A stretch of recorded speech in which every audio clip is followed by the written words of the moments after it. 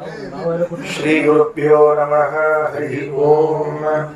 ಸೃಷ್ಟಿಸ್ಥಿತ್ಯಪ್ಯಹೇಯಾನಿಯತಿರ್ಷಿತಮೋ ಬಂಧಮೋಕ್ಷಾಶ್ಚ ಯಸ್ಮಾತ್ ಅಸ್ಯ ಶ್ರೀ ಬ್ರಹ್ಮ ರುದ್ರ ಪ್ರಭೃತಿ ಸುರ ನರ ದ್ವೇಷ ಶತ್ರುತ್ಮಕಸ್ಯ ವಿಷ್ಣೋರ್ವ್ಯಸ್ತಾಃ ಸಮಸ್ತಾಃ ಸಕಲ ಗುಣನಿಧಿಃ ಸರ್ವದೋಷವ್ಯಪೇತಃ ಪೂರ್ಣಾನಂದಾವ್ಯಯೋ ಯೋ ಗುರುರಪಿ ಪರಮಃ ಚಿಂತಯೇತಂ ಮಹಾಂತಂ ಜನ್ಮಾದ್ಯಸ್ಯ ಯತೋನ್ವಯಾದಿತರತಶ್ಚಾರ್ಥೇಷ್ವವಿಘ್ನಸ್ವರಾಟ್ ತೇನೇ ಬ್ರಹ್ಮ ಹೃದಯಾನಿ ಕವಯೇ ಮುಹ್ಯಂತಿ ಯಂ ಸೂರಯಃ ತೇಜೋ ವಾರಿಮೃದಾಂ ಯಥಾ ವಿನಿಮಯೋ ಯತ್ರ ತ್ರಿಸರ್ಗೋ ಮೃಷಾ ಧಾಮ್ನಾ ಸ್ವೇನ ಸದಾ ವಿನಸ್ತಗುಹಕಂ ಸತ್ಯಂ ಪರಂ ಧೀಮಹಿ ಅಸ್ಮದ್ಗುರು ಸಮಾರಂಭಾಂ ಟೀಕಾಕೃತ್ಪಾದಮಧ್ಯಗಾಂ ಶ್ರೀಮದಾಚಾರ್ಯ ಪರ್ಯಂತಾಂ ವಂದೇ ಗುರು ಪರಂಪರಾಂ. ಪೃಥ್ವೀಮಂಡಲ ಮಧ್ಯಸ್ಥಾಃ ಪೂರ್ಣಬೋಧಮತಾನುಗಾಃ ವೈಷ್ಣವ ವಿಷ್ಣುಹೃದಯಾಃ ತಾನ್ ನಮಸ್ತೆ ಗುರೂನ್ ಮಮ. ಆಪಾದಮೌಳಿ ಪರ್ಯಂತಂ ಗುರುಣಾಮಾಕೃತಿಂ ಸ್ಮರೇತ ತೇನ ವಿಘ್ನಾಃ ಪ್ರಣಶ್ಯಂತಿ ಸಿದ್ಧ್ಯಂತಿ ಚ ಮನೋರಥಾಃ. ವೈಕುಂಠರಾಮೋ ಯಂಬಪರೇ ಸ್ವಯಮೇವ ಸ್ವಪೂಜಕಂ ಪ್ರಭುಪ್ರಿಯಾಯ ಯೋಗೀಂದ್ರಂ ನೌಮಿ ಸಜ್ಞಾನಸಿದ್ಧಯೇ.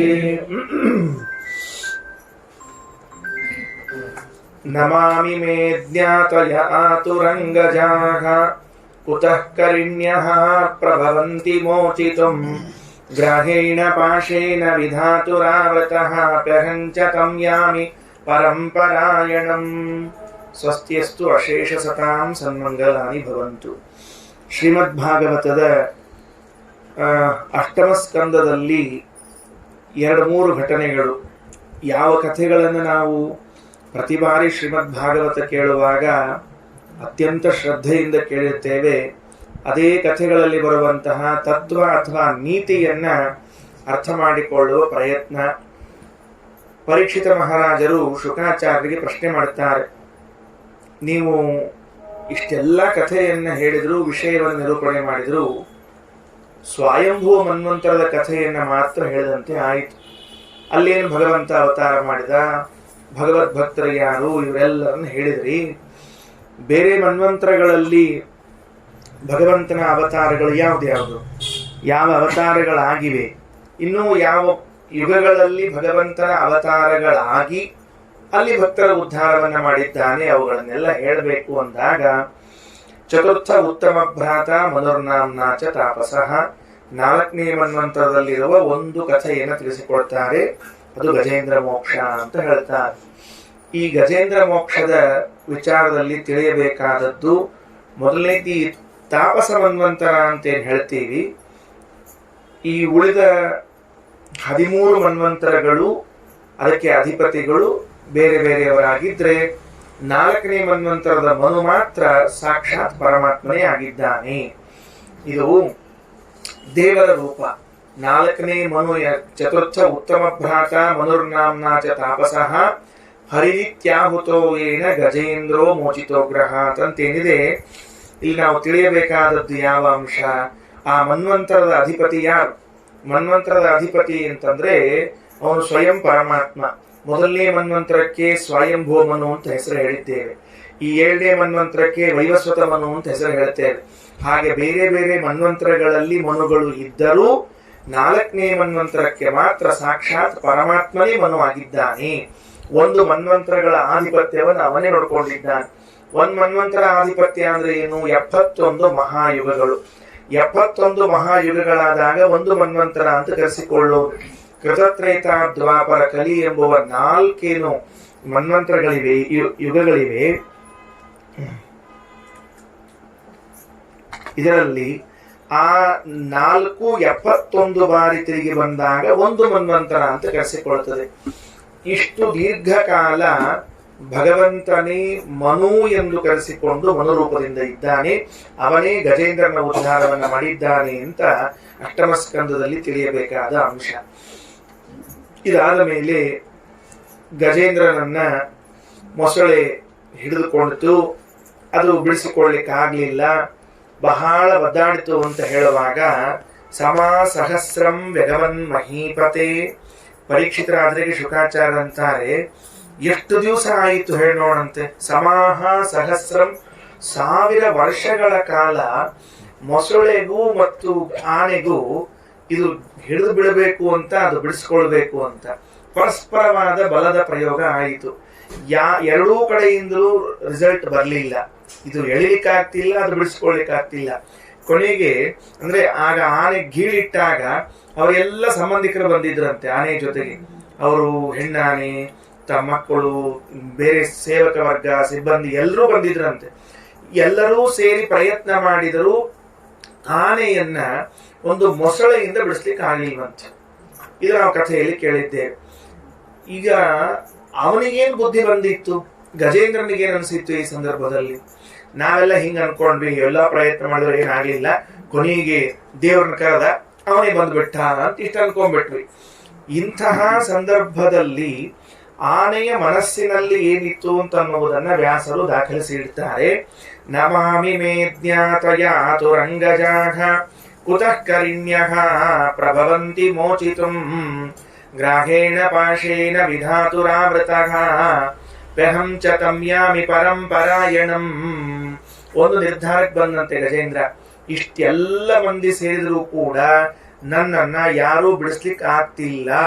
ಹಾಗಾದ್ರೆ ಇದರಿಂದ ತಿಳಿಯಬೇಕಾದ ಅಂಶ ಏನು ಅಂತಂದ್ರೆ, ನಾವೇನು ಮೃತ್ಯುವಿನ ಮುಖದಲ್ಲಿದ್ದೇವೆ, ಇದರಿಂದ ನಮ್ಮನ್ನ ಈ ಸುತ್ತಮುತ್ತಲಿದ್ದವರು ಯಾರೂ ಕೂಡ ಬಿಡಿಸ್ಲಿಕ್ಕೆ ಸಾಧ್ಯ ಇಲ್ಲ. ನಮಾಮಿ ಮೇ ಜ್ಞಾತಯ, ಜ್ಞಾತಿಗಳು ಅಂದ್ರೆ ಸಂಬಂಧಿಕರು.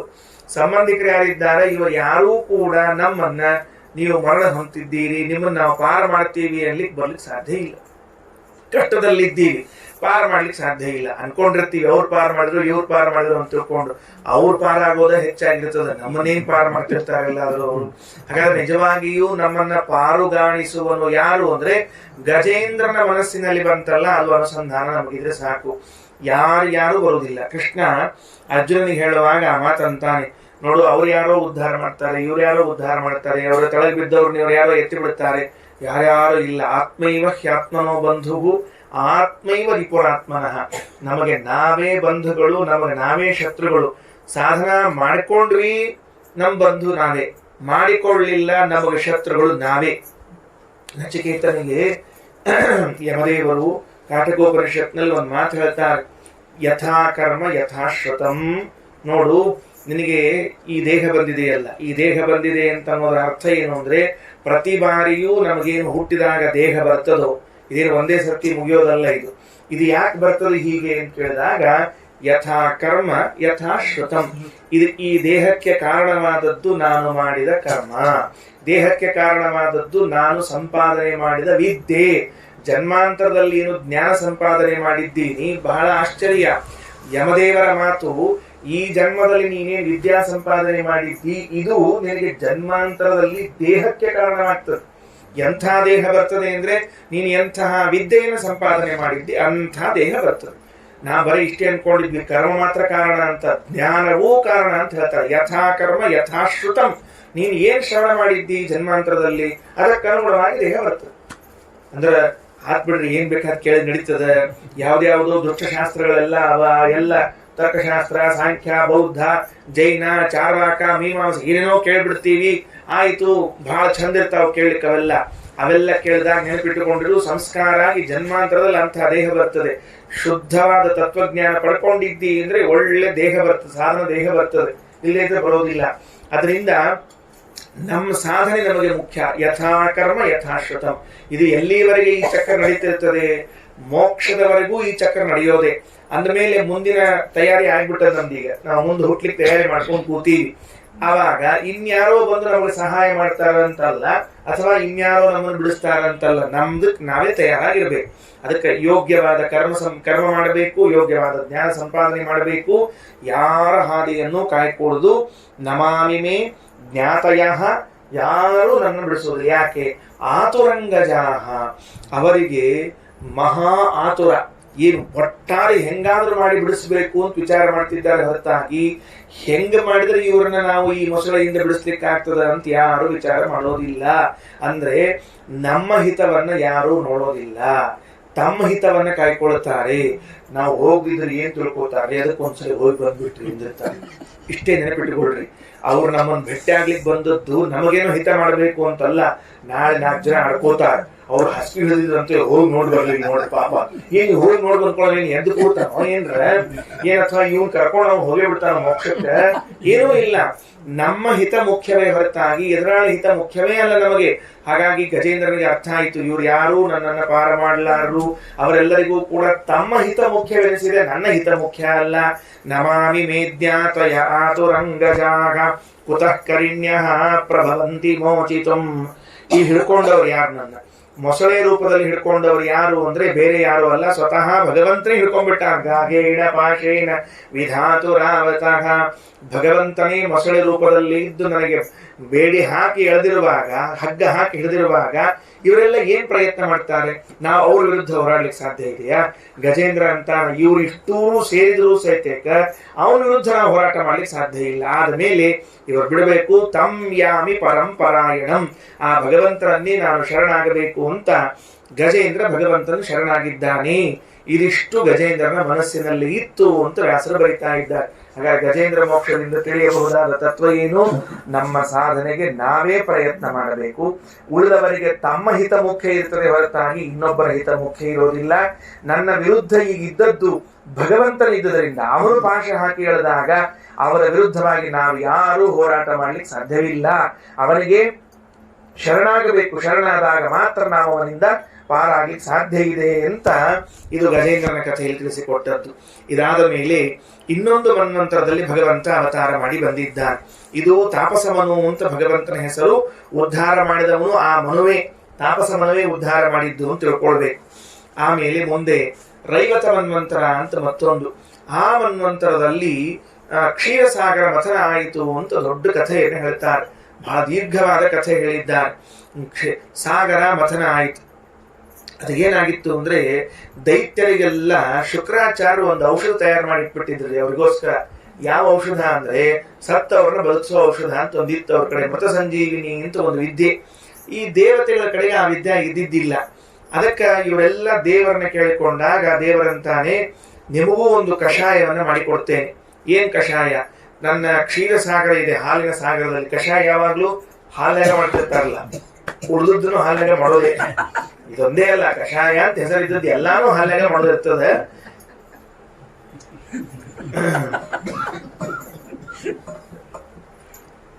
ಅದಕ್ಕ ಹಿಂದಕ್ಕೆ ಒಂದ್ ಕಡೆ ಇಲ್ಲ ಪೇಜಾವ ಸ್ವಾಮಿಗಳು ಬಹಳ ಪ್ರಸಿದ್ಧದ. ಇದು ನೀವು ಎಲ್ಲ ನೋಡಿರಬಹುದು. ಪೇಜಾವ ಸ್ವಾಮಿಗಳು ಎಲ್ಲೋ ಇದಕ್ಕೆ ಹೋಗಿದ್ರಿ, ಈ ಹಾಲಿನ ಒಂದು ಕೇಂದ್ರವನ್ನು ಉದ್ಘಾಟನೆ ಮಾಡ್ಲಿಕ್ಕೆ ಹೋಗಿದ್ರು. ಈ ನದಿ ಇರ್ತಾವಲ್ಲ ಅಂತ ದೊಡ್ಡದು ಒಂದು ಉದ್ಘಾಟನೆ ಸ್ವಾಮಿಗಳು ಕರೆದಾಗ ಹೋಗಿದ್ರು. ಅಲ್ಲೊಂದು ಅನುಗ್ರಹ ಸಂದೇಶ ಸ್ವಾಮಿಗಳು. ಅಲ್ಲಿ ಹಾಲಿನ ಕೇಂದ್ರದಾಗ ಏನು ಅನುಗ್ರಹ ಸಂದೇಶ? ಈಗ ಎಲ್ಲೋ ಬರ್ತದ, ಬೇರೆ ಕಡೆ ಹೂ ಅನ್ಬೋ. ಹಾಲಿನ ನಂದಿನಿ ಪಾಕಿಟ್ಟು, ಮೊಸರು, ತುಪ್ಪ, ಇಲ್ಲಿ ಉದ್ಘಾಟನೆ ಮಾಡಬೇಕು. ಏನ್ ಹೇಳಬೇಕು? ಹೇಳಿದ್ರೆ ಸನ್ಯಾಸಿಗಳು ಯಾವಾಗ್ಲೂ ದೇವರ ಬಗ್ಗೆ ಹೇಳಬೇಕು ಹೊರತಾಗಿ ಬೇರೆ ಹೇಳೋಂಗಿಲ್ಲ. ಇಟ್ಟು ಚಂದ ಹೇಳಿದ್ರು ಪೇಜಾವ ಸ್ವಾಮಿ. ಹೇಳ್ತೀನಿ ಏನಾದ್ರು ಶುಕ್ಲಾಂ ಭರದ್ರಂ ವಿಷ್ಣುಂ ಶಶಿವರ್ಣಂ ಚತುರ್ಭುಜಂ ಪ್ರಸನ್ನವದನಂ ಧ್ಯಾಯೇತ್ ಸರ್ವ ವಿಘ್ನೋಪಶಾಂತಯೇ. ನಾನು ಕೇಳಿಗೆತ್ತೀನಿ, ಈ ಹಾಲಿಂದಕ್ಕೂ ಇದಕ್ಕೂ ಏನ್ ಸಂಬಂಧ? ಯಾಕಂದ್ರೆ ದೇವರೇ ಹೇಳಬೇಕು, ಬೇರೆ ಹೇಳೋಂಗಿಲ್ಲ.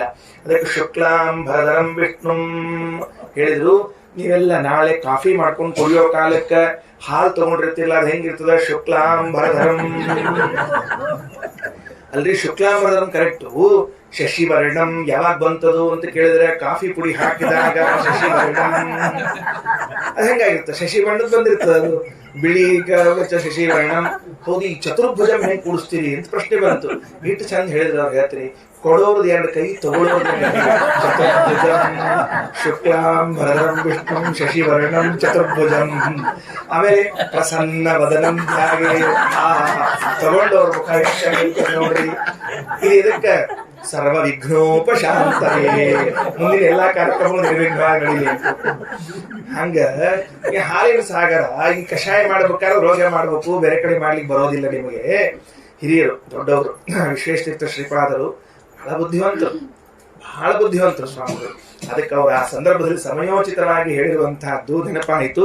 ಆಗ ಭಗವಂತ ಹೇಳ್ತಾನೆ, ನಿಮಗೆಲ್ಲರಿಗೂ ಕೂಡ ಒಂದು ಕಷಾಯವನ್ನ ಮಾಡಿಕೊಡ್ತೇನೆ. ಆ ಕಷಾಯ ಹೆಂಗಿರ್ಬೇಕು? ನಾವೇನ್ ತಿಳ್ಕೊಂಡಿದ್ದೀವಿ? ಪ್ರತಿ ಸರ್ತಿ ಕ್ಷೀರಸಾಗರ ಮಥನದ ಕಥೆ ಕೇಳಿದಾಗ ಹಾಲು ಹಾಲಿನ ಸಾಗರವನ್ನ ಮಥನ ಮಾಡಿದಾಗ ಏನು ಪದಾರ್ಥಗಳು ಬಂದವು ಅಂತ ಮಹಾಭಾರತದ ಆದಿ ಪರ್ವದಲ್ಲಿ ವ್ಯಾಸರು ಅದಕ್ಕೆ ಉಳಿದ ಅಂಶಗಳನ್ನು ತಿಳಿಸಿಕೊಡ್ತಾರೆ. ಏನು ಅಂದ್ರೆ ಆ ಸಾಗರದ ದಂಡೆಯ ಮೇಲೆ ಬೆಳೆದಿರುವಂತಹ ಎಲ್ಲ ಮರಗಳನ್ನ, ಗಿಡ ಮರಗಳನ್ನ, ಔಷಧೀಯ ಗುಣವುಳ್ಳ ಮರಗಳನ್ನೆಲ್ಲವನ್ನ ಕತ್ತರಿಸಿ ಹಾಲಿನಲ್ಲಿ ಹಾಕಬೇಕು. ಅದು ನೆನೆಯಬೇಕು. ಚೆಂದಾಗಿ ನೆನೆದಾಗ ನೀವು ಮೇಲಿನಿಂದ ಕಳೆದಾಗ ಒಳಗಿನಿಂದ ಅಮೃತವೆಂಬುವಂತಹ ಕಷಾಯ ಬರ್ತದೆ ಅಂತ ಮಹಾಭಾರತ ಆದಿಪರ್ವದಲ್ಲಿ ತಿಳಿಸಿಕೊಡುತ್ತಾರೆ. ಆಗ ಅದಕ್ಕೆ ಕಡಗೋಲು ಮಾಡಿಕೊಂಡ್ರು, ಹಗ್ಗವನ್ನ ತಂದ್ರು. ವಾಸುಕಿ ಅವನಿಗೆ ಗೊತ್ತು, ನಾನು ಇವ್ರ ಜೊತೆಗೆ ಸೇರಿದ್ರೆ ನನ್ನ ಮೈ ಹಿಗ್ಗುಗಾಗಿ ಹೋಗ್ಬಿಡ್ತದೆ ಅಂತ ಗೊತ್ತು. ಆದ್ರೂ ಸೇರ್ಕೊಂಡಿದ್ದಂತೆ. ಯಾಕೆ ಅಂದ್ರೆ ಫಲಭಾಗೇನ ವಾಸುಕಿಂ ಅಂತಾರೆ. ನಿನಗೂ ಇಷ್ಟು ಕಷಾಯ ಕೊಡ್ತೀವಿ ಅಂತ ಹೇಳಿದ್ರಂತೆ, ಅಮೃತ ಕೊಡ್ತೀವಿ, ಚಿಂತೆ ಮಾಡಬೇಡ ಅಂತ ತಿಳ್ಕೊಂಡು. ಅಂತೂ ಮಥನ ಪ್ರಾರಂಭ ಆಯಿತು. ದೇವತೆಗಳು, ದೈತ್ಯರು ಎಲ್ಲರೂ ಸೇರಿ ಪ್ರಯತ್ನ ಮಾಡಿದರು. ದೈತ್ಯರು ಧನ್ವಂತರಿ ಕೈಯಲ್ಲಿರುವಂತಹ ಅಮೃತದ ಪಾತ್ರೆಯನ್ನ ಕಿತ್ತಿಕೊಂಡು ಹೋದ್ರು ಕೂಡ ಕೊನೆಗೆ ಏನಾಯ್ತು ಹೇಳುವಂತ, ಧನ್ವಂತರಿ ಕೈಯಲ್ಲಿದ್ದ ಅಮೃತದ ಪಾತ್ರೆಯನ್ನು ಕಸಕೊಂಡು ಹೋದ್ರು. ಆದ್ರೂ ಅಮೃತ ಯಾರಿಗೆ ಸಿಕ್ತು ಅಂದ್ರೆ ದೇವತೆಗಳಿಗೆ ಮಾತ್ರ ಸಿಕ್ತು. ಯಾಕೆ ಅಂತ ವೇದವ್ಯಾಸ ದೇವರು ಈ ಕಥೆ ಮುಗಿದಾಗ ಒಂದು ಶ್ಲೋಕ ಬರೀತಾರೆ. ಇದನ್ನ ನೆನಪಿಟ್ಟುಕೊಂಡಿದ್ರೆ ಯಾಕೆ ದೇವತೆಗಳಿಗೆ ಅಮೃತ ಸಿಕ್ತು, ದೈತ್ಯರಿಗೆ ಸಿಗಲಿಲ್ಲ ಅನ್ನೋದಕ್ಕೆ ಕಾರಣ ಸಿಗ್ತಾ ಇದೆ. ಏವಂ ಸುರಗಣ ಸಮದೇಶ ಕಾಲ ಹೇತ್ವರ್ಥಯೋಗಗತಯೋಪಿ ಫಲೇ ವಿಕಲ್ಪ್ಯಾಃ ತತ್ರಾಮೃತಂ ಸುರಗಣ ಫಲಮಂಜಸಾಪುಃ ಯತ್ಪಾದ ಪಂಕಜರಜ ಶಯಣನ್ನ ದೈತ್ಯಾಃ. ಇಲ್ಲ, ಇವರು ಈ ಹುಡುಗ, ಈ ವಿದ್ಯಾರ್ಥಿ ಪರೀಕ್ಷೆಯಲ್ಲಿ ಯಾಕೆ ಪಾಸ್ ಆಗ್ಲಿಲ್ಲ ಅಂತ ಕೇಳಿದ್ರೆ ಸರಿಯಾಗಿ ಅಭ್ಯಾಸ ಮಾಡ್ಲಿಲ್ಲ ಅವನು, ಅದಕ್ಕೆ ಪಾಸ್ ಆಗ್ಲಿಲ್ಲ ಅಂತ ಕಾರಣ ಹೇಳ್ಬಹುದು. ಓದೋ ಕಾಲಕ್ಕೆಲ್ಲ ಮಲ್ಕೊಂಡಿರ್ತಿದ್ದ, ಮಲ್ಕೊಳ್ಳೋ ಕಾಲಕ್ಕೆಲ್ಲ ಎದ್ದು ಕೂತು ಟಿವಿ ನೋಡ್ತಿದ್ದ, ಆದ್ರಿಂದ ಪಾಸ್ ಆಗ್ಲಿಲ್ಲ ಅಂತ ಒಂದಿನೋ ಕಾರಣ ಹೇಳ್ಬಹುದು. ದೈತ್ಯರ ವಿಷಯದಲ್ಲಿ ಹಿಂಗೊಂದು ಏನೋ ಕುಂಟನೆವ ಪಿಳ್ಳೆನವ ಹೇಳಲಿಕ್ಕೆ ಅವಕಾಶ ಇಲ್ಲ. ಯಾಕೆ? ಸಮದೇಶ, ಸಮಾನವಾದ ದೇಶ ಅದ. ಇವರೆಲ್ಲಿ ನಿಂತುಕೊಂಡು ಮಥನ ಮಾಡಿದ್ದಾರೋ ಅವರು ಅಲ್ಲಿ ನಿಂತುಕೊಂಡು ಮಥನ ಮಾಡ್ಯಾರ. ದೇವತೆಗಳೆಲ್ಲ ಕ್ಷೀರಸಾಗರ ಮಥನ ಮಾಡ್ಲಿಕ್ಕೆ ಹೇಗೆ ದಂಡೆಯನ್ನು ಆಶ್ರಯಿಸಿಕೊಂಡಿದ್ರೋ ಅವರು ದಳವನ್ನೇ ಆಶ್ರಯಿಸಿಕೊಂಡಿದ್ದಾರೆ. ಈ ದಳದಲ್ಲಿ ಅವರು, ಆ ದಳದಲ್ಲಿ ಅವರು ನಿಂತ್ಕೊಂಡಿದ್ದಾರೆ. ಇಲ್ಲ, ಬೇರೆ ಬೇರೆ ಕಾಲ ಆಗಿದೆ. ಅವರೊಂದು ಕಾಲದಲ್ಲಿ ಮಥನ ಮಾಡಿದ್ದಾರೆ, ಇವರೊಂದು ಕಾಲದಲ್ಲಿ ಮಥನ ಮಾಡಿದ್ದಾರೆ ಅಂದ್ರ ಸಮಕಾಲ, ಸಮದೇಶ ಸಮಕಾಲ. ಇನ್ನು ಇಲ್ಲ, ಅವ್ರು ಏನೋ ತಗೊಂಡು ಮಥನ ಮಾಡಿದ್ರು, ಮಂದ್ರ ಪರ್ವತ ತಗೊಂಡಿದ್ರೆ ಅವರಿಗೆ ಸಿಕ್ತಿತ್ತೋ ಏನೋ ಅಂದ್ರೆ ಅವರು ಮಂದ್ರವನ್ನೇ ಹಿಡ್ಕೊಂಡಿದ್ದಾರೆ. ಹಾಗಾದ್ರೆ ದೇವತೆಗಳು ಯಾವ ಪರ್ವತವನ್ನು ಹಿಡ್ಕೊಂಡಿದ್ದಾರೋ ದೈತ್ಯರು ಅದೇ ಪರ್ವತ ಹಿಡ್ಕೊಂಡಿದ್ದಾರೆ. ದೇವತೆಗಳು ಯಾವ ಹಗ್ಗವನ್ನ ಹಾವನ್ನು ಹಿಡ್ಕೊಂಡಿದ್ದಾರೋ ಇವರು ಅದನ್ನು ಹಿಡ್ಕೊಂಡಿದ್ದಾರೆ. ದೇಶ, ಕಾಲ, ಪಾತ್ರ ಮತ್ತು ಎಲ್ಲವೂ ಸಮಾನವಾಗಿದ್ರೂ ಕೂಡ ಫಲೇ ವಿಕಲ್ಪ, ಫಲದಲ್ಲಿ ಮಾತ್ರ ವ್ಯತ್ಯಾಸ ಆಯಿತು. ಯಾರಿಗೆ ವ್ಯತ್ಯಾಸ ಆಯಿತು? ಫಲದಲ್ಲಿ ದೈತ್ಯರಿಗೆ ಫಲ ಸಿಗಲಿಲ್ಲ, ದೇವತೆಗಳಿಗೆ ಫಲ ಸಿಕ್ತು. ಕಾರಣ ಏನು ಅಂತ ಕೇಳಿದ್ರೆ ಯತ್ ಪಾದ ಪಂಕಜ ರಜ ಶ್ರಯಣಾತ್, ಭಗವಂತನ ಪಾದ ಧೂಳಿಯನ್ನ ನಂಬಿದ್ದರಿಂದಾಗಿ ಇವರಿಗೆ ಫಲ ಸಿಕ್ತು. ಅವರು ನಂಬಿಲ್ಲ ಆದ್ದರಿಂದ ಫಲ ಸಿಗಲಿಲ್ಲ. ಬರೀತಾರೆ, ಇತಿ ದಾನವ ದೈತ್ಯೇಯಾಃ ನಾವಿಂದನ್ ಅಮೃತಂ ನೃಪ ಯುಕ್ತಾಃ ಕರ್ಮಣಿ ಯತ್ತಾಶ್ಚ ವಾಸುದೇವ ಪರಾಂಗುಖಾಃ. ಯಾಕೆ ಅವರಿಗೆ ಫಲ ಸಿಗಲಿಲ್ಲ? ವೇದವ್ಯಾಸದೇವರಂತಾರೆ ಭಗವಂತನಿಂದ ವಿಮುಖರಾಗಿದ್ದರು. ಹಾಗಾದ್ರೆ ದೇವತೆಗಳಿಗೆ ಫಲ ಸಿಗಲಿಕ್ಕೆ ಕಾರಣ ಭಗವಂತನನ್ನ ನಂಬಿದ್ರು. ದೈತ್ಯರಿಗೆ ಫಲ ಸಿಗದೆ ಇರಲಿಕ್ಕೆ ಕಾರಣ ದೇವರಿಗೆ ವಿಮುಖರಾಗಿದ್ರು. ನೋಡ್ರಿ, ಈಗ ಅರ್ಥ ಮಾಡಿಕೊಳ್ಬೇಕು. ಎಲ್ಲ ಲೋಕದಲ್ಲಿ ಅನೇಕ ಜನ ಪ್ರಯತ್ನ ಮಾಡ್ತಿರ್ತಾರೆ. ಒಂದೇ ತರಹದ ಫೀಲ್ಡ್ ನಲ್ಲಿ ಇದ್ದುಕೊಂಡು ನೂರಾರು ಸಾವಿರಾರು ಜನ ಪ್ರಯತ್ನ ಮಾಡ್ತಿರ್ತಾರೆ. ಮಾಡುವಾಗ ಅದರಲ್ಲಿ ಕೆಲವೇ ಜನರಿಗೆ ಯಶಸ್ಸು ಸಿಗ್ತದೆ, ಎಲ್ರಿಗೂ ಸಿಗೋದಿಲ್ಲ. ಅದೇನು ಯಶಸ್ಸು ಅಂತ ಅನ್ನೋದು ಮಾರ್ಕೆಟ್ನಾಗ 1 ಕಿಲೋ ಕೊಟ್ಬಿಟ್ಟು ತಗೊಂಡು ಹೋಗ್ತೀನಿ ಬರೋದಿಲ್ಲ. ಅದಕ್ಕೆ ಪ್ರಯತ್ನ ಬೇಕು, ಕೇವಲ ಪ್ರಯತ್ನ ನಡೆಯೋದಿಲ್ಲ. ಇವತ್ತಿನ ಕಾಲದಲ್ಲಿ ಎಲ್ಲ ಹೆಂಗಿದೆ ಅಂದ್ರೆ ಪ್ರಯತ್ನ ಮಾಡಿದ್ರೆ ಸಾಕು ಎಲ್ಲ ಸಿಕ್ಬಿಡ್ತದೆ ಅಂತ ಭಾಗವತ ಉತ್ತರ ಹೇಳ್ತದೆ. ಕೇವಲ ಪ್ರಯತ್ನ ಅಲ್ಲ, ದೈವಾನುಗ್ರಹ ಬಹಳ ಮುಖ್ಯ. ಯಾಕೆ ಅಂದ್ರೆ ದೇವತೆಗಳು ದೈತ್ಯರು ಸಮಾನವಾಗಿ ಪ್ರಯತ್ನ ಮಾಡಿದ್ರು, ಸಮಾನವಾದ ವಸ್ತುಗಳಿದ್ರು ಕೂಡ ಇವ್ರು ಏನ್ ಮಥನಕ್ಕ ಕಟ್ಟಿಗೆದೊಂದು ಕೊಟ್ಟಿದ್ರು, ಇವ್ರಿಗೆ ಬಂಗಾರ ಕಡು ಹಂಗೇನಿಲ್ಲ, ಇಬ್ಬರಿಗೂ ಸಮಾನ ಅದ. ಆದರೂ ಕೂಡ ಯಾಕೆ ವ್ಯತ್ಯಾಸ ಆಯಿತು ಅಂದ್ರೆ ಭಗವಂತನನ್ನ ನಂಬಿದ್ದು, ನಂಬದೇ ಇದ್ದದ್ದು. ಹಾಗಾದ್ರೆ ನಾವು ಈ ಕಥೆಯಿಂದ ತಿಳಿಯಬೇಕಾದ ತತ್ವ ಏನು? ನಮ್ಮ ಪ್ರಯತ್ನದ ಜೊತೆಗೆ ದೇವರ ಅನುಗ್ರಹ ಇರಲೇಬೇಕು. ಅಂದಾಗ ಮಾತ್ರ ಕಾರ್ಯ ಯಶಸ್ಸಾಗ್ತದೆ, ಇಲ್ಲದೆ ಇದ್ರೆ ಆಗೋದಿಲ್ಲ ಅನ್ನುವಂತಹ ಮಾತನ್ನು ಹೇಳ್ತಾರೆ. ಏವಂ ಸುರಾಸುರಗಣ ಸಮದೇಶ ಕಾಲ ಹೇತ್ವರ್ಥ ಯೋಗ ಗತಯೋಪಿ ಫಲೇ ವಿಕಲ್ಪಾಃ ತತ್ರಾಮೃತಂ ಸುರಗಣ ಫಲಮಂಜಸಾಪುಃ ಯತ್ಪಾದ ಪಂಕಜರಜ ಶ್ರಯಣನ್ನ ದೈತ್ಯಾಃ ಅಂತ ತಿಳಿಸಿಕೊಟ್ಟಿದ್ದಾರೆ. ಇದಾಯಿತು. ಇದಾದ ಮೇಲೆ ಮುಂದೆ ಇದೇ ಅಷ್ಟಮ ಸ್ಕಂದದಲ್ಲಿ ವಾಮನಾವತಾರದ ಚರಿತ್ರೆಯನ್ನು ನಿರೂಪಣೆ ಮಾಡ್ತಾ ಇದೆ. ಬಲಿಚಕ್ರವರ್ತಿಯ ಮನೆಗೆ ವಾಮನನಾಗಿ ಬಂದ ಭಗವಂತ ಬಂದ ಕೂಡಲೇ ಬಹಳ ಮುದ್ದು ಕಾಣಿಸಿದಂತ್ರಿ ದೇವರು. ದೇವ್ರು ನೋಡಿದ್ಕೊಂಡು ಎಷ್ಟು ಚಂದ ಇದ್ದ. ಈ ಮುಂಜೆ ಆದ್ಕೊಂಡು ಹುಡುಗರು ಚಂದ ಕಾಣಿಸ್ತಿರ್ತಾವೆ, ಯಾಕಂದ್ರೆ ತಲೆ ಸ್ವಚ್ಛ ಆಗಿರ್ತದೆ. ಮೇಲಿಂದ ಓದ್ತಾರ ತಲೆ ಸ್ವಚ್ಛ, ಒಳಗಿಂದಲ್ಲ ಮೇಲಿಂದೆಲ್ಲ ಸ್ವಚ್ಛ ಆಗಿರ್ತದೆ.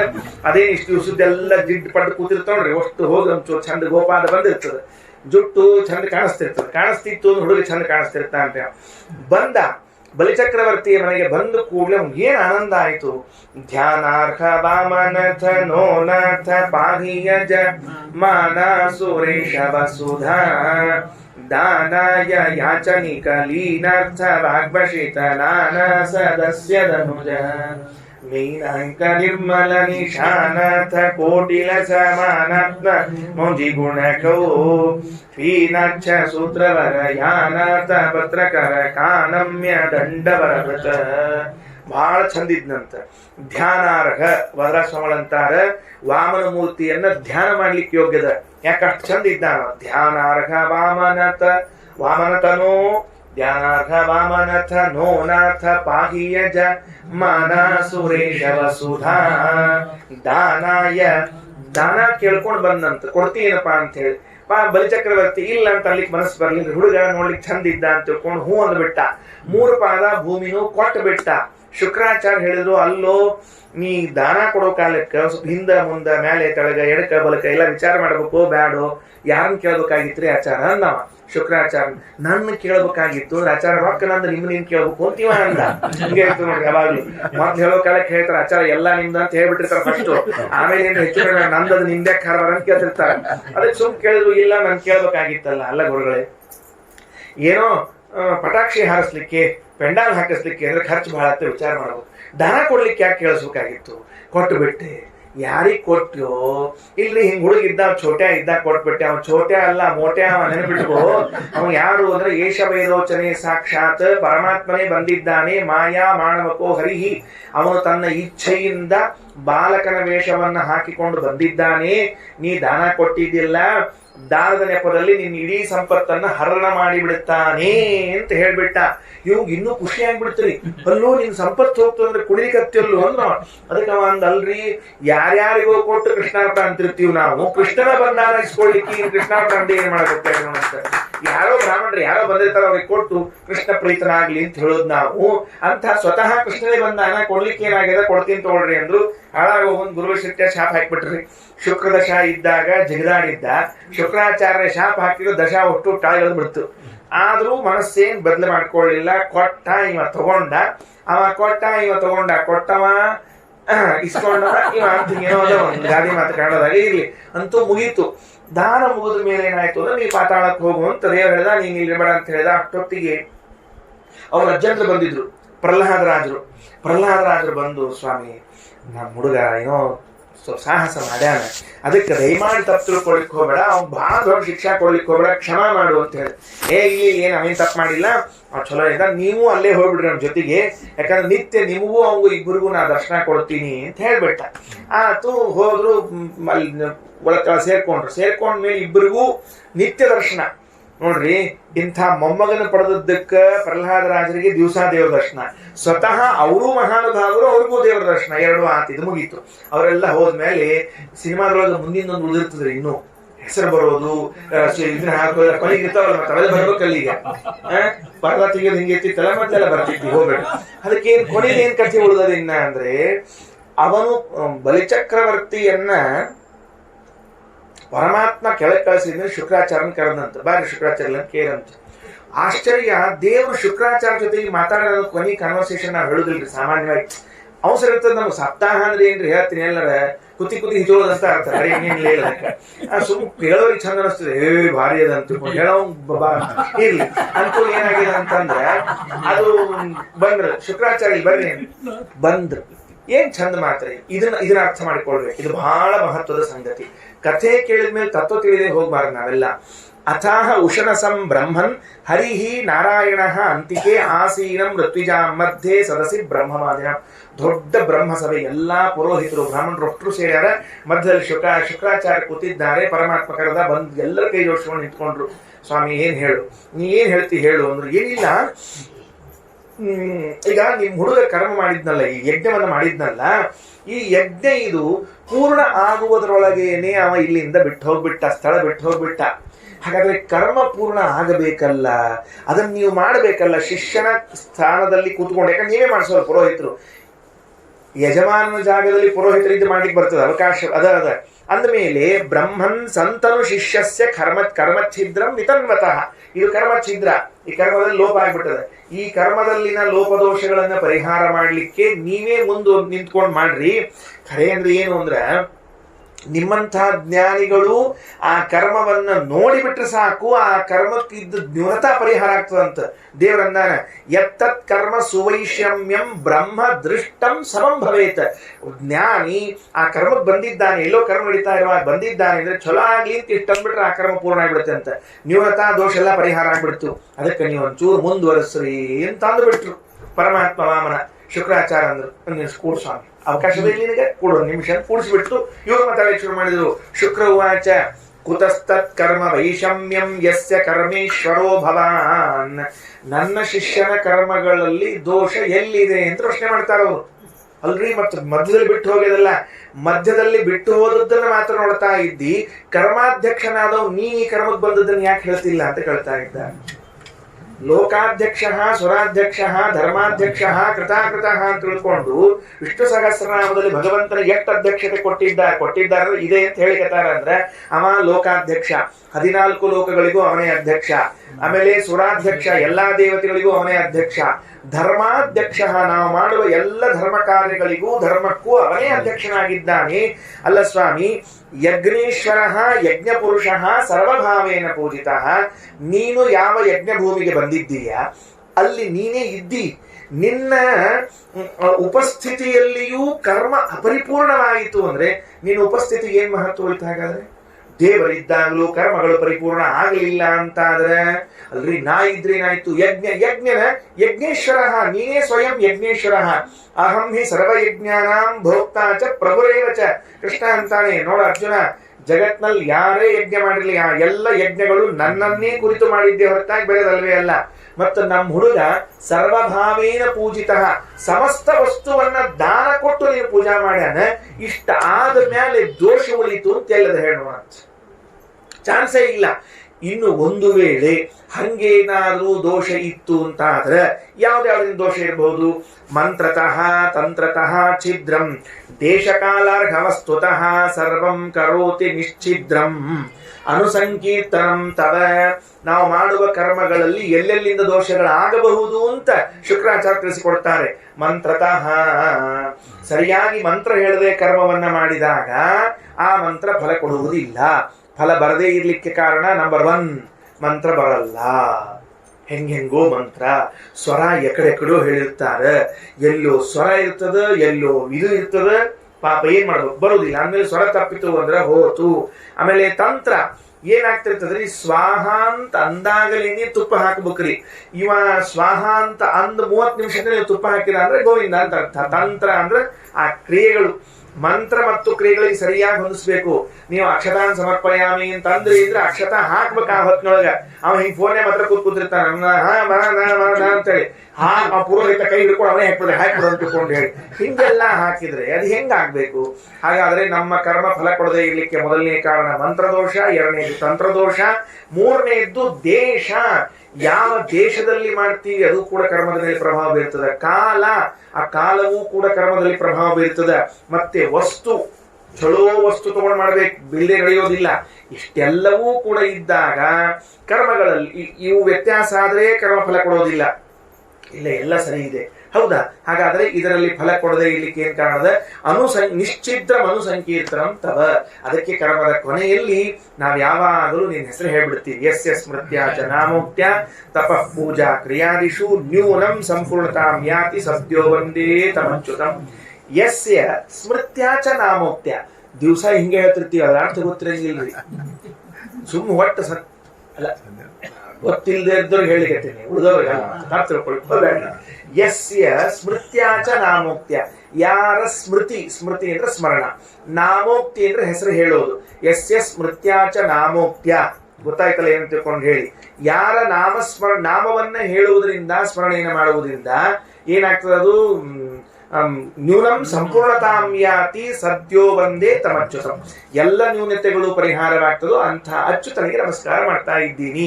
ಯಾವ ಅಚ್ಯುತನ ಸ್ಮರಣೆ, ಯಾವ ಅಚ್ಯುತನ ನಾಮೋಚ್ಚಾರಣೆ ಮಾಡುವುದರಿಂದಾಗಿ ಕರ್ಮದಲ್ಲಿರುವಂತಹ ನ್ಯೂನತೆಗಳೆಲ್ಲ ಪರಿಹಾರವಾಗುತ್ತೋ ಅವನ ಸ್ಮರಣೆಯನ್ನು ಮಾಡ್ತಿದ್ದೀನಿ ಅಂತ ಹೇಳುವಂತಹ ಮಂತ್ರ. ಅಂದ ಮೇಲೆ ಶುಕ್ರಾಚಾರ್ಯರಂತಾರೆ, ಈ ಯಜ್ಞದಲ್ಲಿ ನೀನೇ ಬಂದು ನಿಂತಿದ್ದೀಯ, ನನ್ನ ಯಜ್ಞ ಪುರುಷನಾದವ್ ನೀನು, ಕರ್ಮಾಧ್ಯಕ್ಷನಾದವ್ ನೀನು, ನನ್ನ ಶಿಷ್ಯ ಸರ್ವಭಾವೇನ ಎಲ್ಲಾ ರೀತಿಯಿಂದಲೂ ನೀನು ಪೂಜಾ ಮಾಡ್ಯಾರ. ಇಷ್ಟಾದ ಮೇಲೂ ನಿನ್ನ ನಾಮೋಚ್ಚಾರಣೆಯನ್ನು ಮಾಡ್ತೀವಿ, ಇನ್ನು ಮೇಲೂ ಉಳಿತದ ಇಲ್ಲಾದ್ರೂ ಹೇಳೋಣ ಅಂತ ಯಾವ ದೋಷಗಳು ಉಳಿಲಿಕ್ಕೆ ಸಾಧ್ಯವಿಲ್ಲ. ಆದರೂ ತಥಾಪಿ ವದತೋ ಭೂಮನ್ ಕರಿಷ್ಯಾಮ್ಯನುಶಾಸನಂ ಏತತ್ ಶ್ರೇಯಃ ಪರಃ ಪುಂಸಾಂ ಯತ್ತವಾಜ್ಞಾನುಪಾಲನಂ. ಆದರೂ ಪ್ರಾಯಶ್ಚಿತ್ತವನ್ನು ಮಾಡ್ತೀನಿ ಅಲ್ರಿ. ಮತ್ತೆ ಇಷ್ಟೆಲ್ಲ ಹೇಳಿ ಆದರೂ ಅಂತ ಯಾಕೆ ಅನ್ಬೇಕು ಅಂತ ಕೇಳಿದ್ರೆ, ನಿನ್ನ ಆಜ್ಞಾ ಪರಿಪಾಲನೆ ಮಾಡೋದು ಒಂದು ಭಾಗ್ಯನೇ. ದೇವರು ಹೇಳಿದ್ದೀನಿ ಪ್ರಾಯಶ್ಚಿತ್ತ ಮಾಡು ಅಂತ ತಿಳ್ಕೊಂಡು, ಅಂದ್ರಿಂದ ಪ್ರಾಯಶ್ಚಿತ್ತ ಮಾಡ್ತೀನಿ ಅಂತ ತಿಳಿದುಕೊಂಡು. ಹಾಗಾದ್ರೆ ಶುಕ್ರಾಚಾರ್ಯರು ವಾಮನನ ಸಂವಾದದಲ್ಲಿ ತಿಳಿದು ಬಂದ ಅಂಶ ಏನು ಅಂದ್ರೆ, ನಾವು ಕರ್ಮ ಮಾಡುವಾಗ ಎಡುವುದು ಅತ್ಯಂತ ಸಹಜವಾದದ್ದು, ಇದೇನು ಆಶ್ಚರ್ಯಕರವಾದ ಸಂಗತಿಯಲ್ಲ. ನಾವು ಏನೂ ತಪ್ಪದೆ ಮಾಡಿದ್ದೀನಿ ಅಂತ ಹೇಳಿಕೊಳ್ಳುವ ಧೈರ್ಯ ಈ ಜಗತ್ತಿನಲ್ಲಂತರೂ ಯಾರಿಗೂ ಇಲ್ಲ. ಏಲಿಯನ್ಸ್ಗಳು ಹೇಳ್ಕೊಂಡ್ರೆ ಹೇಳ್ಕೊಳ್ಳಿ, ನಮ್ಮ ಸಂಬಂಧ ಇಲ್ಲ. ಹಾಗಿರುವಾಗ ನಾವು ಕರ್ಮದ ಕೊನೆಯಲ್ಲಿ ನಾಮತ್ರಯ ಜಪಂ ಕರಿಷ್ಯೆ, ಅಚ್ಯುತಾಯ ನಮಃ, ಅನಂತಾಯ ನಮಃ, ಗೋವಿಂದಾಯ ನಮಃ ಅಂತ ನಾಮತ್ರಯ ಜಪ ಮಾಡಿದಾಗ ಅದರ ದೋಷಗಳೆಲ್ಲ ಪರಿಹಾರವಾಗ್ತದೆ. ಪುರುಷರಿಗೊಂದು ಕಿವಿ ಮಾತು ನಾ ಹೇಳಿದ್ದಲ್ಲ, ವೇದವ್ಯಾಸ ದೇವರ ತಂದೆ ಪರಾಶರರು ಪರಾಶರ ಸ್ಮೃತಿ ಅಂತ ಒಂದು ಸ್ಮೃತಿ ಬರೆದಿದ್ದ. ಆ ಪರಾಶರ ಸ್ಮೃತಿಯಲ್ಲಿ ಒಂದು ಮಾತಿದೆ. ಏನದ ಅಂದ್ರ, ನಾವು ದೇವರ ಪೂಜೆ ಕೂತಾಗ ಪುರುಷರು ದೇವರ ಪೂಜೆಗೆ ಸಂಬಂಧಪಟ್ಟ ವಿಷಯ, ಉಳಿದದ್ದು ಆಮೇಲೆ. ಅಂದ ಮೇಲೆ ಪುರುಷರು ದೇವರ ಪೂಜೆಗೆ ಕುಳಿತಿರುವಾಗ ಅನ್ಯ ಮನಸ್ಕರಾಗಿ ಪೂಜೆ ಮಾಡುವಂತಹ ಪ್ರಸಂಗ ಇರ್ತದೆ. ಮನಸ್ಸೆಲ್ಲೂ ಹೋಗ್ಬಿಟ್ಟಿರ್ತದೆ. ಇಲ್ಲಿ ಕೂತಿರ್ತೀವಿ, ನಾವು ಇಲ್ಲೇ ಕೂತಿರ್ತೀವ್ರಿ, ನಮ್ಮ ಮನಸ್ಸು ಹಿಂಗ್ ಹೋಗ್ಬಿಟ್ಟಿರ್ತದೆ. ಹೆಂಗ್ ಹೋಗಿರ್ತದೆ ಅಂದ್ರೆ ಕ್ಯಾಲ್ಕುಲೇಟ್ ಮಾಡ್ತಿರ್ತದೆ, ಎಲ್ಲೆಲ್ಲೋ ಲೆಕ್ಕ ಆಗ್ತಿರ್ತದೆ. ಅವ್ನು ದೇವರು ಎದುರಿಗೆ ಕೂತಿರ್ತಾನ್ರಿ, ಅವ್ನು ನೋಡ್ತಿರ್ತಾನ, ಅಲ್ಲೋ ನನ್ನ ಎದುರಿಗೆ ನಮ್ದು ಹಿಂಗೆ ಇದೆ. ವಿಚಾರ ಮಾಡ್ರಿ, ಇವತ್ತು ಮೊಬೈಲ್ ಬಂದ್ಮೇಲೆ ಅಂತೂ ಇದು ಬಹಳ ಆಗ್ಯದ. ಏನಾಗ್ಯದ, ಎದುರಿಗೆ ಅತಿಥಿಗಳು ಕೂತಿರ್ತಾರ, ಬಂದಿರ್ತಾರ ನಮ್ಮನೆ ತನಕ. ನಾವು ಅವ್ರು ಒಂದು ಮಾತಾಡಿ ಎರಡನೇ ಮಾತಿರ್ತೀವಿ, ಮೊಬೈಲ್ ತಗೊಂಡ್ಬಿಟ್ಟಿರ್ತೀವಿ. ನಮ್ಮ ಮೊಬೈಲ್ ಅಂತಿರ್ತೀವಿ.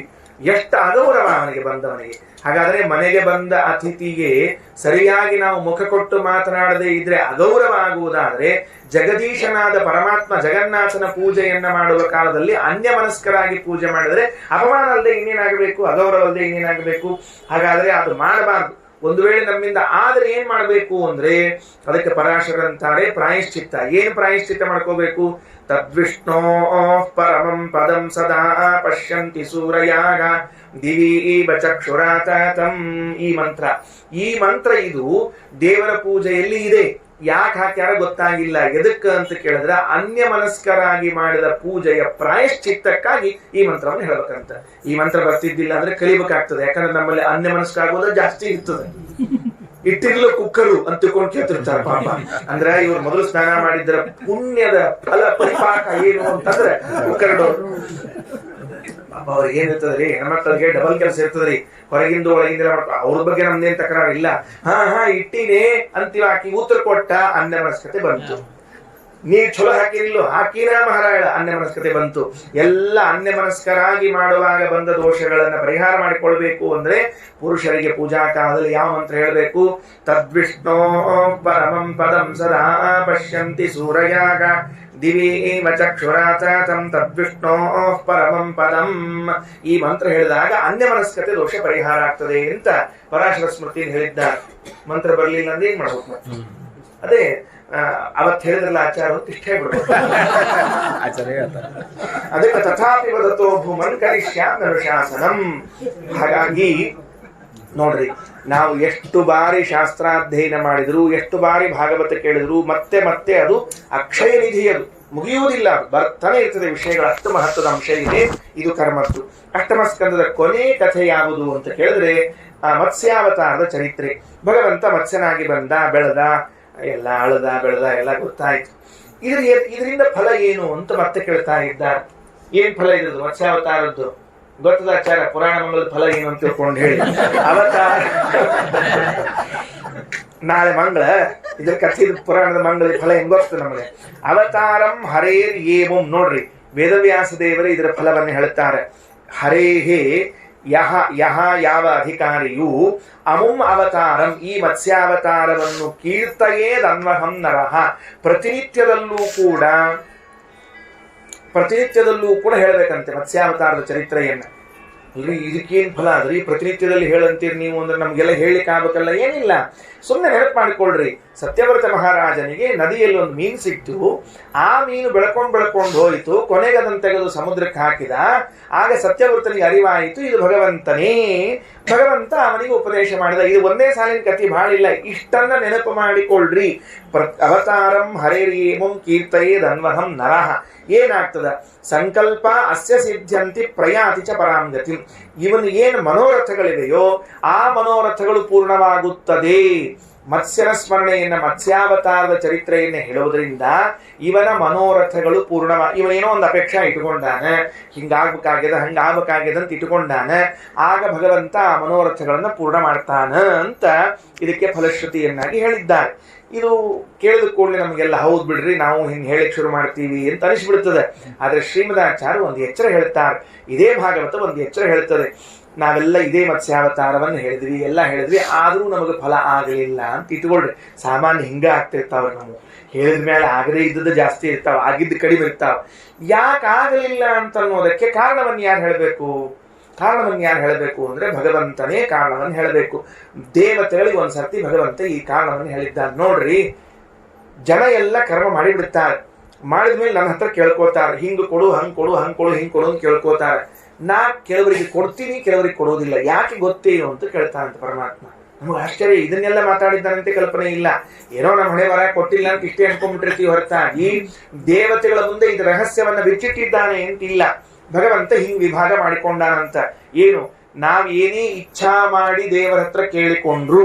ಈಗ ಮತ್ಸ್ಯಾವತಾರದ ಕಥೆಯನ್ನು ನಿತ್ಯ ಸ್ಮರಣೆ ಮಾಡಿ, ಭಗವಂತ ನಿನ್ನ ಮತ್ಸ್ಯಾವತಾರದ ಸ್ಮರಣೆ ಆಗಿದೆ, ನಮ್ಮ ಮನೋರಥಗಳನ್ನು ಪೂರ್ಣ ಮಾಡು ಅಂತ ನಾವು ಕೇಳ್ಕೊಂಡ್ವಿ ಅಂತ ಇಟ್ಕೊಳ್ರಿ. ದೇವರು ಡೈರಿ ತೆಗಿತಾನಂತ, ಅವನ ಕಡೆ ಡೈರಿ ಇರ್ತಾನ, ತೆಗಿತಾನಂತ. ಏನು? ಇವನು ಉತ್ತಮ ಭಕ್ತನ, ಮಧ್ಯಮ ಭಕ್ತನ, ಅಧಮ ಭಕ್ತನ ಅಂತ ಒಂದು ಲೆಕ್ಕ ಇಟ್ಕೊಂಡಿರ್ತಾನಂತ. ಅವನ ಕಡೆ ಒಂದು ಡೈರಿ ಅದ, ಅದರೊಳಗೆ ಕಾಲಮ್ ಹಾಕಿರ್ತಾನೆ. ಉತ್ತಮ ಭಕ್ತರ ಲೆಕ್ಕದಾಗಿದ್ರೆ ಒಂದು ಬೇರೆ ವಿಷಯ, ಮಧ್ಯಮ ಭಕ್ತರ ಲೆಕ್ಕದಾಗಿದ್ರೆ ಒಂದು ಬೇರೆ ವಿಷಯ, ಅಧಮ ಲೆಕ್ಕದಾಗಿದ್ರೆ ವಿಷಯ ಬೇರೆ. ಈಗ ಒಂದು ವೇಳೆ ಆತ ಅಜ್ಞಾನಿ, ಅಧಮ ಇದ್ದ ಅಂತ ಇಟ್ಕೊಳ್ರಿ. ಅವನೇನ್ ಮಾಡ್ತಾನ? ಕೇಳಿದ ಅಂತ ಅನ್ಕೊಳ್ರಿ. ಏನಂತ? ಸ್ವಾಮಿ ನಂಗೆ ಇಂಥದ್ದು ಬೇಕಾಗಿದೆ, ಅಂಥದ್ದು ಬೇಕಾಗಿದೆ ಅಂತ ಅಂದು ಕೂಡಲೇ ಏನ್ ಮಾಡ್ಬಿಡ್ತಾನೆ? ಅವನಿಗೆ ಕೊಟ್ಟು ಕೈ ಬಿಟ್ಬಿಡ್ತಾನಂತ. ಯಾಕೆ ಕೊಟ್ಟು ಕೈ ಬಿಡ್ತಾನ ಅಂದ್ರೆ ಆ ಅಧಮ ಭಕ್ತನಿಗೆ, ಭಗವದ್ಭಕ್ತನೇ ಅವತ್ತ, ಭಗವದ್ಭಕ್ತ ಅಲ್ಲ ಅಂತಿಲ್ಲ ದೇವರು, ಭಗವದ್ಭಕ್ತನೇ. ಆದರೆ ಭಗವಂತ ನೀಡುವಂತಹ ಮೋಕ್ಷ ಇದೆಯಲ್ಲ, ಅದು ವಿಳಂಬ ಆಗ್ತದೆ, ತಡ ಆಗ್ತದೆ. ಅದಕ್ಕೆ ಅವನಿಗಷ್ಟು ಅದ್ರ ಮೇಲೆ ವಿಶ್ವಾಸ ಉಳಿದಿಲ್ಲ ಅವನಿಗೆ. ಅಲ್ರಿ ಬರೇ ದೇವ್ರು ಕೇಳಿದ್ರೆ ವಿಷ್ಣು ಪ್ರೀತ್ಯರ್ಥ ಬಂದ್ಬಿಟ್ರ ಅವ ಎಂದು ಕೊಡ್ತಾನೋ ಎಂದು ಬಿಡುತ್ತಾನೋ ಯಾರಿಗ್ ಗೊತ್ತು, ಆಗ್ತದೋ ಇಲ್ಲೋ ಯಾರಿಗ್ ಗೊತ್ತು. ಅದಕ್ಕೆ ಬೇಡ, ನಮ್ಗೇನ್ ಬೇಕಾದ್ರೆ ಅಷ್ಟು ತಗೊಂಡು ಮುಗಿಸ್ಕೊಂಬೋಣ ಅಂತ ಯಾವ ವ್ಯಕ್ತಿ ಹೊರಟಾನಲ್ಲ, ಮೋಕ್ಷ ವಿಳಂಬವಾಗುತ್ತದೆ. ಲೌಕಿಕವಾದದ್ದೇ ಕೇಳಿಕೊಂಡ್ ಬಿಡೋಣ. ಲೌಕಿಕವಾದದ್ದನ್ನಾದ್ರೂ ಯಾಕೆ ಕೇಳ್ಕೋತಾನವ? ಯಾಕೆ ಕೇಳ್ಕೋತೀವಿ ನಾವು ಲೌಕಿಕವನ್ನ? ಮನೆ ಕೊಡು, ಮಠ ಕೊಡು, ಮಕ್ಕಳನ್ನ ಕೊಡು, ಅದನ್ನ ಕೊಡು, ಇದನ್ನ ಕೊಡು ಅಂತ ಯಾಕೆ ಕೇಳ್ಕೋತೀವಿ ನಾವು ಅಂದ್ರೆ ಅವೆಲ್ಲ ನಮಗೆ ಇಂದ್ರಿಯಗಳನ್ನ ತೃಪ್ತಿಪಡಿಸುವ ಸಾಧನಗಳಾಗಿವೆ. ಇಷ್ಟೇ ವಸ್ತುಸ್ಥಿತಿ. ಇಂದ್ರಿಯ ತೃಪ್ತಿಪಡಿಸುವ ಸಾಧನವಾದದ್ದರಿಂದಾಗಿ ನಾವು ಅವುಗಳ ಬೆನ್ನ ಹತ್ತೀವಿ. ನಮ್ಗಿದ ಐಡಿಯಾ ಬಂದಿಲ್ಲ. ಒಟ್ಟು ದೇವ್ರ ನನ್ನ ಮಗಳಿಗೆ ಒಂದು ಚಲೋ ವರ ಹುಡುಕೊಡು. ಅಳಿ ಅಂದ್ರೆ ಹೆಂಗಿರ್ಬೇಕು ಅಂದ್ರೆ ಮಗಳ ಮಾತು ಕೇಳ್ಕೋತಿರುವಂತವ್ರು ಬೇಕು. ಹಿಂಗೆಲ್ಲ ಬಹಳ ಗಂಭೀರ ಇರ್ತಾವ. ನನ್ನ ಮೊಮ್ಮಗ ಒಂದು ಇಂಜಿನಿಯರಿಂಗ್ ಸೀಟ್ ಕೊಡಿಸ್ಬಿಡು ಸ್ವಾಮಿ, ಏನ್ ಬಾಳೇನ್ ಬೇಡ ಅನ್ಕೋತ ಕೊಡಿಸ್ಬಿಡು ಅಂತ ಕೇಳೋದು. ಇವೆಲ್ಲ ಏನಿವೆ ಅಂದ್ರೆ ಇಂದ್ರಿಯ ತೃಪ್ತಿ ಪಡಿಸುವಂತಹದ್ದು. ಹಾಗಾದ್ರೆ ಅಧಮ ಭಕ್ತರಾದ ನಾವುಗಳು ನಮ್ಮ ಇಂದ್ರಿಯ ತೃಪ್ತಿಗೋಸ್ಕರ ಭಗವಂತನಲ್ಲಿ ಅದನ್ನು ಕೊಡು, ಇದನ್ನು ಕೊಡು ಅಂತ ಕೇಳ್ತೀವಿ. ಕಾರಣ ಮೋಕ್ಷ ಅದು ಆಗ್ತದೋ ಬಿಡ್ತದೋ, ವಿಳಂಬ ಅದ, ಸುಮ್ಮನೆ ಯಾಕೆ ಒದ್ದಾಡ್ಬೇಕು ಅಂತ ಹೇಳಿ ಇದನ್ನೇ ಕೇಳ್ಬಿಡ್ತೀವಿ. ದೇವರಂತ ಪಾಪ ಹೋಗುವಂತ. ಇನ್ ಸ್ವಲ್ಪ ಮ್ಯಾಲ್ ಬಂದಿದ್ದ ಅಂತ ಇಟ್ಕೊಳ್ರಿ, ಯಾರವ ಮಧ್ಯಮ ಭಕ್ತ ಇದ್ದ ಅಂತ ಇಟ್ಕೊಳ್ರಿ. ಅವ ಏನ್ರ ಕೇಳಿದ ಅಂತ ದೇವರೇ ಕೊಡಪ್ಪ ಅಂತ ಕೇಳಿದ. ಅವ ಮಧ್ಯಮ ಭಕ್ತ ಅಂದ್ರೆ ಏನ್ರಿ? ಅವ ಕೆಲವೊಮ್ಮೆ ನಿಷ್ಕಾಮ ಕರ್ಮ ಮಾಡ್ತಿರ್ತಾನ, ಕೆಲವೊಮ್ಮೆ ಸಕಾಮ ಕರ್ಮ ಮಾಡ್ತಿರ್ತಾನ್ರಿ. ಅವ ದೇವ್ರು ಮಾಡ್ತಾನೆ ಮಾಡಿಬಿಡು ಅಂತ ಇಷ್ಟಂದು ದೇವ್ರ ಮೇಲೆ ಹಾಕಿರ್ತಾನೆ. ಕೆಲವೊಂದ್ ಸರ್ತಿ ಇಲ್ಲ ಮಹಾರಾಯ ಜವಾಬ್ದಾರಿ ಬಹಳವ, ಅದೆಲ್ಲ ಆಗ್ಲಿ ಅಂತ ಹಿಂಗ್ ಮಾಡ್ತಿರ್ತಾನೆ. ದೇವರ ಅವಾಗ ವಿಚಾರ ಮಾಡ್ತಾನಂತ. ಏನಂತ? ಇವನಿಗೆ ಇದನ್ನ ಕೊಡೋದ್ರಿಂದಾಗಿ ಇವನಿಗೆ ಧರ್ಮ ಮಾರ್ಗದಲ್ಲಿ ಅನುಕೂಲವಾಗ್ತದ ಪ್ರತಿಕೂಲ ಆಗ್ತದ ಅಂತ ವಿಚಾರ ಮಾಡ್ತಾನಂತೆ. ಏನ್ ಆಶ್ಚರ್ಯ ನೋಡ್ರಿ, ಎಷ್ಟು ವಿಚಾರ ಮಾಡಿ ಫಲ ಕೊಡ್ಬೇಕು ದೇವ್ರು. ಅದಕ್ಕೆ ಕರ್ಮಣ್ಯೇವಾಧಿಕಾರಸ್ಥೆ ಮಾ ಫಲೇಶು ಕದಾಚನ ಬಡ್ಕೊಂಡು ನೀ ತಲೆ ಕೆಡಿಸ್ಕೊಬೇಡ, ನಾ ಕೊಡ್ತೀನಿ ಸುಮ್ ಕೂಡು ಅಂತ ಹೇಳ ನಾವು. ಈ ಮಧ್ಯಮಾಧಿಕಾರಿಗೆ ಈ ಫಲ ಕೊಟ್ಟು ಕೂಡ್ಲೆ ಇವನಿಗೆ ಇದು ಸಾಧನೆಗೆ ಅನುಕೂಲವ ಪ್ರತಿಕೂಲವ ಅಂತ ಇಟ್ಕೊಳ್ರಿ. ದೊಡ್ಡದು ಮನಿ ಕೊಟ್ಟ ಅಂತ ಇಟ್ಕೊಳ್ರಿ, ಸಾಧನೆ ಅನುಕೂಲ ಪ್ರತಿಕೂಲದು. ಯಾಕಂದ್ರ ಅದನ್ನ ಕೈಕೋತ್ ಕೂತಿರ್ಬೇಕ್ರಿ ಮನಿನ. ಹಿತ್ಲ ಬಗಲ ಹಾಕಿ ಇಲ್ಲೋ, ಕೀಲಿ ಹಾಕಿ ಇಲ್ಲೋ, ಕಸ ಬಳದಿ ಇಲ್ಲೋ, ಕಸ ಬಳದ್ರೆ ಶುರು ಆಗ್ಬೇಕ್ರಿ. ಕೀಲಿ ಹಾಕು, CCTV ಹಾಕಿರಿಲ್ಲೋ, ಕಾಂಪೌಂಡ್ ಹಾರಿ ಬರ್ತಾರ ಕಳ್ರು ದೊಡ್ಡ ಮನೆ. ಅಯ್ಯ ಆ ದೇವ್ರನ್ನ ಕುಡಿದ್ ಬಿಟ್ಟ ಮನಿ ಕೈಕೋತ್ ಕೂತ್ಕೊಂಡೆ. ಧನವ ಸಂರಕ್ಷಿಸುವ ಪ್ರಣೀತ ನೋಡದೆ ಮತ್ತೊಬ್ಬರಿಗೆ ಕೊಡದೆ ಕೂತು ನಮ್ ಕತಿ. ಅದಕ್ಕೆ ಹಂಗ ಆಗ್ಬಾರ್ದು ಅಂತ ಅದಕ್ಕೆ ದೇವ್ರು ವಿಚಾರ ಮಾಡ್ತಾನೆ. ಇದು ಸಾಧನೆಗೆ ಅನುಕೂಲವ ಪ್ರತಿಕೂಲವ ನೋಡಿ ಫಲ ಕೊಡ್ತಾನ. ನಮಗೆ ಕೊಟ್ರೆ ಸಾಧನೆಗೆ ಪ್ರತಿಕೂಲ ಅಲ್ಲ ಅಂತ ಅರ್ಥ, ಕೊಡ್ಲಿಲ್ಲ ಅಂದ್ರೆ ಇದು ಪ್ರತಿಕೂಲ ಅದಕ್ಕೆ ಕೊಟ್ಟಿಲ್ಲ ಅಂತ ಅರ್ಥ. ಇನ್ನು ಉತ್ತಮ ಭಕ್ತ ಇದ್ದಾನೆ ಅಂತ ಇಟ್ಕೊಳ್ರಿ. ಉತ್ತಮ ಭಕ್ತರ ವಿಷಯದಲ್ಲಿ ಏನು ಅಲ್ರಿ, ಎಲ್ಲ ಮುಗಿಸ್ಬಿಟ್ರಿಲ್ಲ ಆಚಾರ್ಯ. ಅಧಮ ಭಕ್ತಗೆ ಕೊಟ್ಟ ಮುಗಿಸಿರಿ, ಮಧ್ಯಮ ಭಕ್ತಗೆ ಬೇಕು ಬೇಡ, ಅವನಿಗೆ ಅನುಕೂಲ ಅನಾನುಕೂಲ ಎಲ್ಲ ನೋಡಿದ್ದೀರಿ. ಮತ್ತು ಉತ್ತಮ ಭಕ್ತನ ಪರಿಸ್ಥಿತಿ ಏನು, ಅವನಿಗೆ ಫಲ ಕೊಡ್ತಾನೋ ಇಲ್ಲೋ ಅಂದ್ರೆ ದೇವರಂತಾನ, ಉತ್ತಮ ಭಕ್ತನಾದವನು ಏನನ್ನ ಬಯಸುತ್ತಿದ್ದಾನಲ್ಲ, ಇದು ನನ್ನ ಬಯಕೆ ಎರಡು ಒಂದಾಗ್ಯದೋ ಬೇರೆ ಆಗ್ಯದೋ ಅಂತ ವಿಚಾರ ಮಾಡ್ತಾನ ದೇವರು. ನಾ ಇಚ್ಛಾ ಮಾಡಿದ್ದು ಅವ ಇಚ್ಛಾ ಮಾಡಿದ್ದು ಒಂದೇ ಆದ್ರೆ ಆಗ ಕೊಡ್ತಾನ. ನಾ ಇಚ್ಛಾ ಮಾಡಿದ್ದು ಅವ ಇಚ್ಛಾ ಮಾಡಿದ್ದು ಅಂದಾದ್ರೆ ಏನೂ ಬಿಡೆ ಇಲ್ಲದೆ ಕ್ಯಾನ್ಸಲ್ ಮಾಡ್ತಾನ. ಹೆಂಗ ದೃಷ್ಟಾಂತ ಕೊಟ್ಟಾರ್ರಿ, ನನಗ ಬೋಂಡಾ ತಿನ್ಬೇಕು ಅಂತ ಆಶಾ ಬಂದ್ಬಿಟ್ಟ. ಡಾಕ್ಟ್ರಿಗೆ ಹೋಗಿ ಕೇಳಿದೆ, ಡಾಕ್ಟರ್ ಇವತ್ತು ಒಂದ್ ದಿವ್ಸ ಪ್ಲೀಸ್, ಶುಗರ್ ಬಂದವರು ಅಥವಾ BP ಬಂದವರು ಇವತ್ತು ಒಂದ್ ದಿವ್ಸ ನಾಲ್ಗೆ ಕೇಳ್ತಿಲ್ಲ ತಿಂತೀನಿ ಅಂದ್ರೆ ಡಾಕ್ಟ್ರೇ ಅಂತಾನೆ. ಇನ್ನೊಂದ್ಸರ್ತಿ ಇದನ್ನ ಕೇಳಿದೆ ಅಂದ್ರೆ ತಲೆ ಬಿಡ್ತೀನಿ ಅಂತ. ಯಾಕಂದ್ರೆ ಅವ್ನ್ ಡಾಕ್ಟರ್ಗೆ ಏನು ಸಂಬಂಧ ಇಲ್ರಿ, ಇವೇನ್ ನಮ್ ಬಂಧು ಅಲ್ಲ ಬಳಗ ಅಲ್ಲ. ಅವೇನಂತಾನ, ಇಂಥ ಹುಚ್ಚುಚ್ಚಾರ ಕೇಳ್ಕೊಂಡ್ ಬರೋದ ನಾ ಹಾಸ್ಪಿಟ್ಲಿಗೆ ಕಾಲಿಡ್ಬೇಡ್ರಿ ಅಂತ. ಎಷ್ಟು ಸ್ಟ್ರಿಕ್ಟ್ ಆಗಿ ಹೇಳ್ತಾನಂದ್ರೆ, ಯಾಕೆ ಅಂದ್ರೆ ಅಪಥ್ಯ ಅಂತ ಅನ್ನೋದು ಇವನ ಜೀವನವನ್ನೇ ಹಾಳು ಮಾಡ್ಬಿಡ್ತದೆ. ಅದಕ್ಕೆ ಇಲ್ಲ ಅಂತ ಹೇಳ್ಬಿಡ್ತಾನೆ. ಹೆಂಗೋ ಹಂಗ ಭಗವಂತ ನೋ ಕೊಡೋದಿಲ್ಲ, ನನಗೆ ಪ್ರಿಯವಾಗಿದ್ರೆ ಮಾತ್ರ ಕೊಡ್ತೀನಿ, ಇಲ್ಲದೆ ಇದ್ರೆ ಉತ್ತಮ ಭಕ್ತರಿಗೆ ಕೊಡೋದಿಲ್ಲ ಅಂತ ಸಂಕಲ್ಪ ಮಾಡ್ತಾನೆ. ಆದ್ರಿಂದ ಕರ್ಮ ಮಾಡಿದಾಗ ಸಂಕಲ್ಪ ಅಸ್ಯ ಸಿದ್ಧಂತಿ, ಮತ್ಸ್ಯಾವತಾರ ಸ್ಮರಣೆ ಮಾಡಿದ್ಕೊಂಡು ನಮ್ ಸಂಕಲ್ಪ ಎಲ್ಲ ಸಿದ್ಧ ಆಗಿಬಿಡ್ತಾವ, ಫಲ ಎಲ್ಲ ಸಿಕ್ಬಿಡ್ತಾವ ಅಂದ್ರೆ ಖಬರ್ದಾರ್ ಎಚ್ಚರ ಇರ್ಲಿ. ಸಿಕ್ತು ಅಂದ್ರೆ ನೀ ಅಧಮ ಭಕ್ತಿ ಇದ್ದಿ, ಮೋಕ್ಷದ ಬಗ್ಗೆ ವಿಶ್ವಾಸ ಇನ್ನು ಬಂದಿಲ್ಲ, ವಿಳಂಬ ಆಗ್ತದ ಕೂತಿ. ಕೆಲವೊಮ್ಮೆ ಕೆಲವೊಮ್ಮೆ ಸಿಗಲಿಲ್ಲ ಅಂದ್ರೆ ಸಿಕ್ಕದ ಅಂದ್ರೆ ನನ್ನ ಸಾಧನೆ ಮಾರ್ಗಕ್ಕೆ ಅಡ್ಡಿ ಆಗಿಲ್ಲ, ಅದಕ್ಕೆ ಸಿಕ್ಕದ. ಉತ್ತಮ ಭಕ್ತನಾಗಿದ್ರೆ ದೇವರ ಇಚ್ಛಾ ಬಂದ್ರೆ ಮಾತ್ರ ಸಿಗ್ತದೆ, ಇದೇ ಸಿಗೋದಿಲ್ಲ. ಇಷ್ಟು ವ್ಯವಸ್ಥೆಯನ್ನ ಭಾಗವತವು ನಮ್ಮ ಆಚಾರ್ಯರು ಮಾಡಿ ಕೊಟ್ಟಿದ್ದಾರಾದ್ರಿಂದ ಅವತಾರಂ ಹರೇರ್ಗೇಮಂ ಕೀರ್ತಯೇದನ್ವಹಂ ನರಃ ಸಂಕಲ್ಪ ಅಸ್ಯ ಸಿದ್ಧಂತಿ ಪ್ರಯಾಂತಿ ಚ ಪರಾಂ ಗತಿಂ. ಇದರಿಂದ ಮೋಕ್ಷವೂ ಸಿಗುತ್ತದೆ ಅಂತ ಅನ್ನೋ ಮಾತನ್ನು ಹೇಳಿಕೊಟ್ಟಿದ್ದಾರೆ. ಇದು ಅರ್ಥಮಸ್ಕಂದ. ಇದಾದ ಮೇಲೆ ನವಮಸ್ಕಂದದಲ್ಲಿ ಸೌಭರ ಋಷಿಗಳು ಅಂತ ಋಷಿಗಳು ಬರ್ತಾ ಇದ್ದ. ಸೌಭರ ಋಷಿಗಳ ಕಥೆಯನ್ನು ಕೇಳಿರ್ತೀವಿ. ಏನ್ ಚಂದ ಇತ್ರಿ ಎಲ್ಲರ ಸೌಭರ ಋಷಿಗಳ ಕಥೆ. ನೀರ್ನ್ಯಾಗ ಕೂತಿದ್ರಂತವ್, ಇಲ್ಲಿ ನೀರ್ನ್ಯಾಗ ಕೂತಿದ್ರ, ಎದ್ದು ಬಂದ್ರು ಮಾಂಧಾತ ರಾಜನಿಗೆ ಒಂದು 50 ಜನ ಹೆಣ್ಮಕ್ಳು ಇದ್ರಿ. ಈ ಮುಚ್ಚುಕುಂದನ ತಂಗಿ ಅಂದ್ರು. ಮುಚ್ಚುಕುಂದನ ತಂಗಿ ಅಂದ್ರೆ ಮಾಂಧಾತ ರಾಜನ ಮಗ ಮುಚ್ಚುಕುಂದ ಅನ್ನೋ, ಬೇರೆ ಇಲ್ಲ. ಪುರುಕುತ್ಸ, ಅಂಬರೀಷ, ಮುಚ್ಚುಕುಂದ ಅಂತ ಮಾಂಧಾತರ ಮಕ್ಕಳು 3 ಮಂದಿ, 50 ಮಂದಿ ಹೆಣ್ಮಕ್ಳು ಮನಿಗ್ ಬಂದ್ರು. ಇವ್ರು ಬಂದ್ರೆ ಹೆಂಗಿತ್ತು ಇವ್ರ ವೇಷಭೂಷೆಗಳು ಅಂದ್ರೆ, ಋಷಿಗಳು ಅಂದ್ರೆ ನೋಡಿರಲ್ಲ ಸಿನಿಮಾ ನಾಟಕದಾಗೆಲ್ಲ ಹೆಂಗಿರ್ತಾವಂತ, ಇಷ್ಟುದ್ದ ಗಡ್ಡ ಬಿಟ್ಟಿರ್ತಾರ, ಇಷ್ಟು ಜಡಿ ಕಟ್ಟಿರ್ತಾರ, ಹಂಗಿದ್ರಿ. ಅವ್ರೇನ್ ಸ್ಮಾರ್ಟ್ ಬಾಯ್ ಅಲ್ಲ, ಸ್ಮಾರ್ಟ್ ಗಾಯನೂ ಅಲ್ಲ. ಹಂಗ ಬಂದ್ರು ನೀರ್ನ್ಯಾಗ ಕೂತಾರ. ವಿಚಾರ ಮಾಡಿ ನೋಡ್ರಿ, ಸದಾ ನೀರ್ನ್ಯಾಗ ಇದ್ರೆ ದೇಹ ಹೆಂಗಾಗಿರ್ತದ, ಪಿತಿಕಿ ಆಗಿಬಿಟ್ಟಿರ್ತದ. ನೀವು ಮಳೆಗಾಲದಾಗ ಬಹಳ ಹೊತ್ತು ಅಡ್ಡಾಡಿ ಬಂದ್ಮೇಲೆ ಕಾಲು ಸಲ್ತಾಗಿರುತ್ತೆ, ಇಲ್ಲೋ ಹಂಗ ನೀರ್ನ್ಯಾಗ ಕೂತವ್ರು ಅವ್ರದೇ ಹೆಂಗಾಗಿರ್ಲಿಕ್ಕಿಲ್ಲ. ಇಷ್ಟುದ್ದ ಗಡ್ಡ ಮೈ ಎಲ್ಲ ಹಿಂಗಾಗೋಣ ಹಂಗ ಎದ್ದು ಬಂದ್ಬಿಟ್ಟಾರ್ರಿ ಉದ್ದು ನದಿಯಿಂದ. ಮುಚ್ಚುಕುಂದನ ಮಾಂಧಾತರ, ನೋಡಪ್ಪ ರಾಜ, ನಾ ಲಗ್ನ ಮಾಡ್ಕೋಬೇಕಂತ ಇಟ್ಕೊಂಡು ನನ್ ಕನ್ಯಾ ಕೊಡು ಅಂದ್ರು. ಅವ ಅಂದ, ಇವನ್ ಯಾ ಕನ್ಯಾ ಹೋಗ್ಬೇಕು ಅಂದವ. ಈ ಪರಿ ಗಡ್ಡ, ಈ ಪರಿ ಮೀಸಿ, ಎಲ್ಲಾ ಸ್ಲಿಮ್ ಆಗಿ ನಿತ್ಯ ಮಾಡ್ಕೊಂಡ್ರನ ನೋಡ್ಲಿಕ್ಕೆ ತಯಾರಿಲ್ಲ ನಮ್ಮ ಹೊಸಡಿನ. ಈಗ ಹಿಂಗ್ ಬಂದ್ರೆ ಯಾರು ಮಾತಾಡ್ಸ್ಬೇಕು ಎಲ್ಲರ. ಇರ್ಲಿ ಬಿಡ್ರಿ, ಅದನ್ನ ಬಾಳ ಆತು.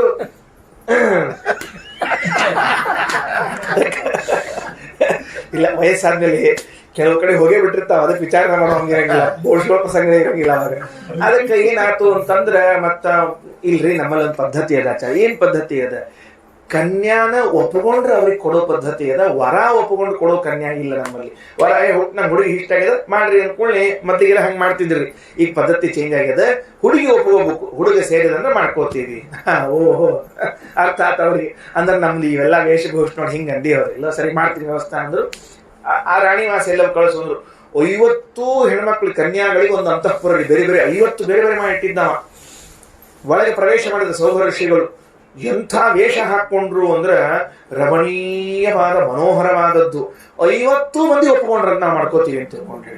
ಅವ ಮಂದ ತಂದಿದ್ದ ಒಂದು ಹುಡುಗಿ ಒಪ್ಪಂಗ ರಿಜೆಕ್ಟ್ ಮಾಡಿ ಕಳಿಸ್ತ ಅಂದ್ರೆ 50ಕ್ಕೆ 50 ಒಪ್ಕೊಂಡ್ಬಿಟ್ಟು ಅಂತ ಬಿಡ್ತಾರ. ಮತ್ತೆ ಆಚಾರ ಪಡಿ ಅಂದ್ರು ಮಾಡ್ಕೊಂಡ್ರು. 50ಕ್ಕೆ 50 ಲಗ್ನ ಮಾಡ್ಕೊಂಡ್ರಿ ಅಲ್ರಿ ಆಚಾರ. ಲಗ್ನ ಏನೋ ಮಾಡ್ಕೊಂಡ್ರು, ಜೀವನ ಹೆಂಗ್ ಮಾಡ್ಬೇಕು ಹೇಳಿ ನೋಡಂದ್ರೆ 50 ರೂಪಗಳನ್ನು ತೆಗೆದುಕೊಂಡ್ರು. ಅವರು ಸೌಭರ್ಯ ಋಷಿಗಳು 50 ರೂಪಗಳನ್ನು ತೆಗೆದುಕೊಂಡ್ರು. 50 ರೂಪ ತೆಗೆದುಕೊಂಡು 50 ಮಂದಿ ಜೊತೆ ಜೀವನ ಮಾಡಿದ್ರು. 5,000 ಮಂದಿ ಆಗ್ಬೋದ್ರು ಅವ್ರ ಪರಿವಾರ. ಎಷ್ಟು ಬೆಳೀತ ಪರಿವಾರ? 5,000 ಬೆಳೆದ ಮೇಲೆ ಅವರಿಗೆ ಎಷ್ಟೇ ಆದರೂ ತಪಸ್ಸಿನಲ್ಲೇ ನಿರತರಾದವರು ಮತ್ತ ಸಂಸ್ಕಾರ ಎಳಿಲಿಕ್ಕತ್ತು. ತಪಸ್ಸಿಗೆ ಹೋಗೋಣ ಅಂತ ಹಂಗ ಹೋಗೋಣ ಅಂದ್ಕೊಳ್ಳಿ ಹೋಗ್ಲಿಕ್ಕೆ ಬಿಟ್ಟು ಹೋಗ್ಲಿಕ್ಕೆ ಬರ್ತಾ ಇದೆಲ್ಲ ಎಳೆದು ಕೂಡ್ಲಿಕ್ಕತ್ತಿತ್ರಿ. ಹೇಳಿದಂತೆ ಎಲ್ಲ ಹೆಂಡಂದ್ರೆ ಕರೆದಿಲ್ಲ, ನಾನು ತಪಸ್ಸಿಗೆ ಹೊಂಟೀನಿ, ನೀವೆಲ್ಲ ಒಪ್ಪಿಗೆ ಕೊಡ್ರಿ ಅಂತ ಅವ್ರು ಹೇಳಿದಂತ. ಅವಶ್ಯ ಹೋಗ್ರಿ, ಇದು ಕೊನೆದು ಹುಟ್ಟಿದ ಮೊನ್ನೆ, ಇದು ಕೊಂಚ ನಾಮಕರಣ ಮಾಡಿ ಹೋಗ್ರಿ ಅಂತ. ಆ ತುಂತು ಮುಂದೆ ಅಧಿಕ ಮಾಸ ಮುಗಿದ್ಮೇಲೆ ನಾಮಕರಣ ಇತ್ತು. ಅಧಿಕ ಮಾಸ ಮುಗಿಸ್ಕೊಂಡು ನಾಮಕರಣ ಮುಗಿಸ್ಕೊಂಡು ಹೊಂಟಿದ್ರಂತ. ಮೊದ್ಲೇದಕ್ಕೆ ಹೆಂಡತಿ ಬಂದಂತಿಲ್ಲ, ಹುಡುಗಿಗೆ ವರ ಬಂದದ, ಮಾತುಕತೆ ಮುಗಿಸಿ ಲಗ್ನ ಮಾಡಿ ಹೋಗ್ಬಿಡ್ರಿ ಅಂತ. ಆ ಲಗ್ನ, ಈ ಮುಂಜಿ, ಈ ಜವಳ, ಈ ನಾಮಕರಣ, ಅನ್ನಪ್ರಾಶನ ಮತ್ತೊಂದು. ಅವರು ತಲೆ ಹೊಡ್ಕೊಂಡ್ಬಿಟ್ರಿ. ಅಕ್ಷರಶಃ ಉದ್ಗಾರ ತೆಗಿತಾರ, ಕೂಗಿ ಹೇಳ್ತಾರ. ಅದನ್ನು ವೇದವ್ಯಾಸದೇವರು ದಾಖಲೆ ಮಾಡಿದ್ದಾರೆ. ಸ ಕದಾಚಿತ್ ಉಪಾಸೀನಃ ಆತ್ಮಾಪನ್ನವಮಾತ್ಮನ, ನನ್ನನ್ನು ನಾನೇ ಕದ್ದುಕೊಂಡು ಬಿಟ್ನಲ್ಲ. ಸೌಭರ್ಷಿಗಳಂತರ ಆತ್ಮಾಪನ್ನವ, ನನ್ನನ್ನು ನಾನೇ ಮುಚ್ಚಿ ಹಾಕ್ಬಿಟ್ಟೆ. ದೊಡ್ಡ ತೆಗೆದು ಒಳಗೆ ಮುಚ್ಚಿ ಮಣ್ಣು ಹಾಕೊಂಡ್ಬಿಟ್ಟೆ ನಾನು. ಯಾಕ? ದದರ್ಶ ಬಹುರುಚಾಚಾರ್ಯ ಮೀನಸಂಗ ಸಮುತ್ಥಿತಂ. ಎಂಥವ್ರು ಗೊತ್ತಾ ಸೌಭರ್ಷಿಗಳು? ಬಹುರುಚ ಆಚಾರ್ಯ, ಋಗ್ವೇದಕ್ಕೆ ವ್ಯಾಖ್ಯಾನ ಮಾಡಿದ ಆಚಾರ್ಯರು ಅಂತ ಬರಿತಾ ಇದ್ದಾರೆ. ಅಂದ್ರೆ ಅವತ್ತಿನ ಕಾಲದಲ್ಲಿ ಋಗ್ವೇದಕ್ಕೆ ಭಾಷ್ಯ ಬರೆದ ಆಚಾರ್ಯರು ಯಾರು? ಸೌಭರ್ಯ ಋಷಿಗಳು ಅಂತ ಭಾಗವತದಲ್ಲಿ ದಾಖಲೆ ಸಿಗ್ತದೆ.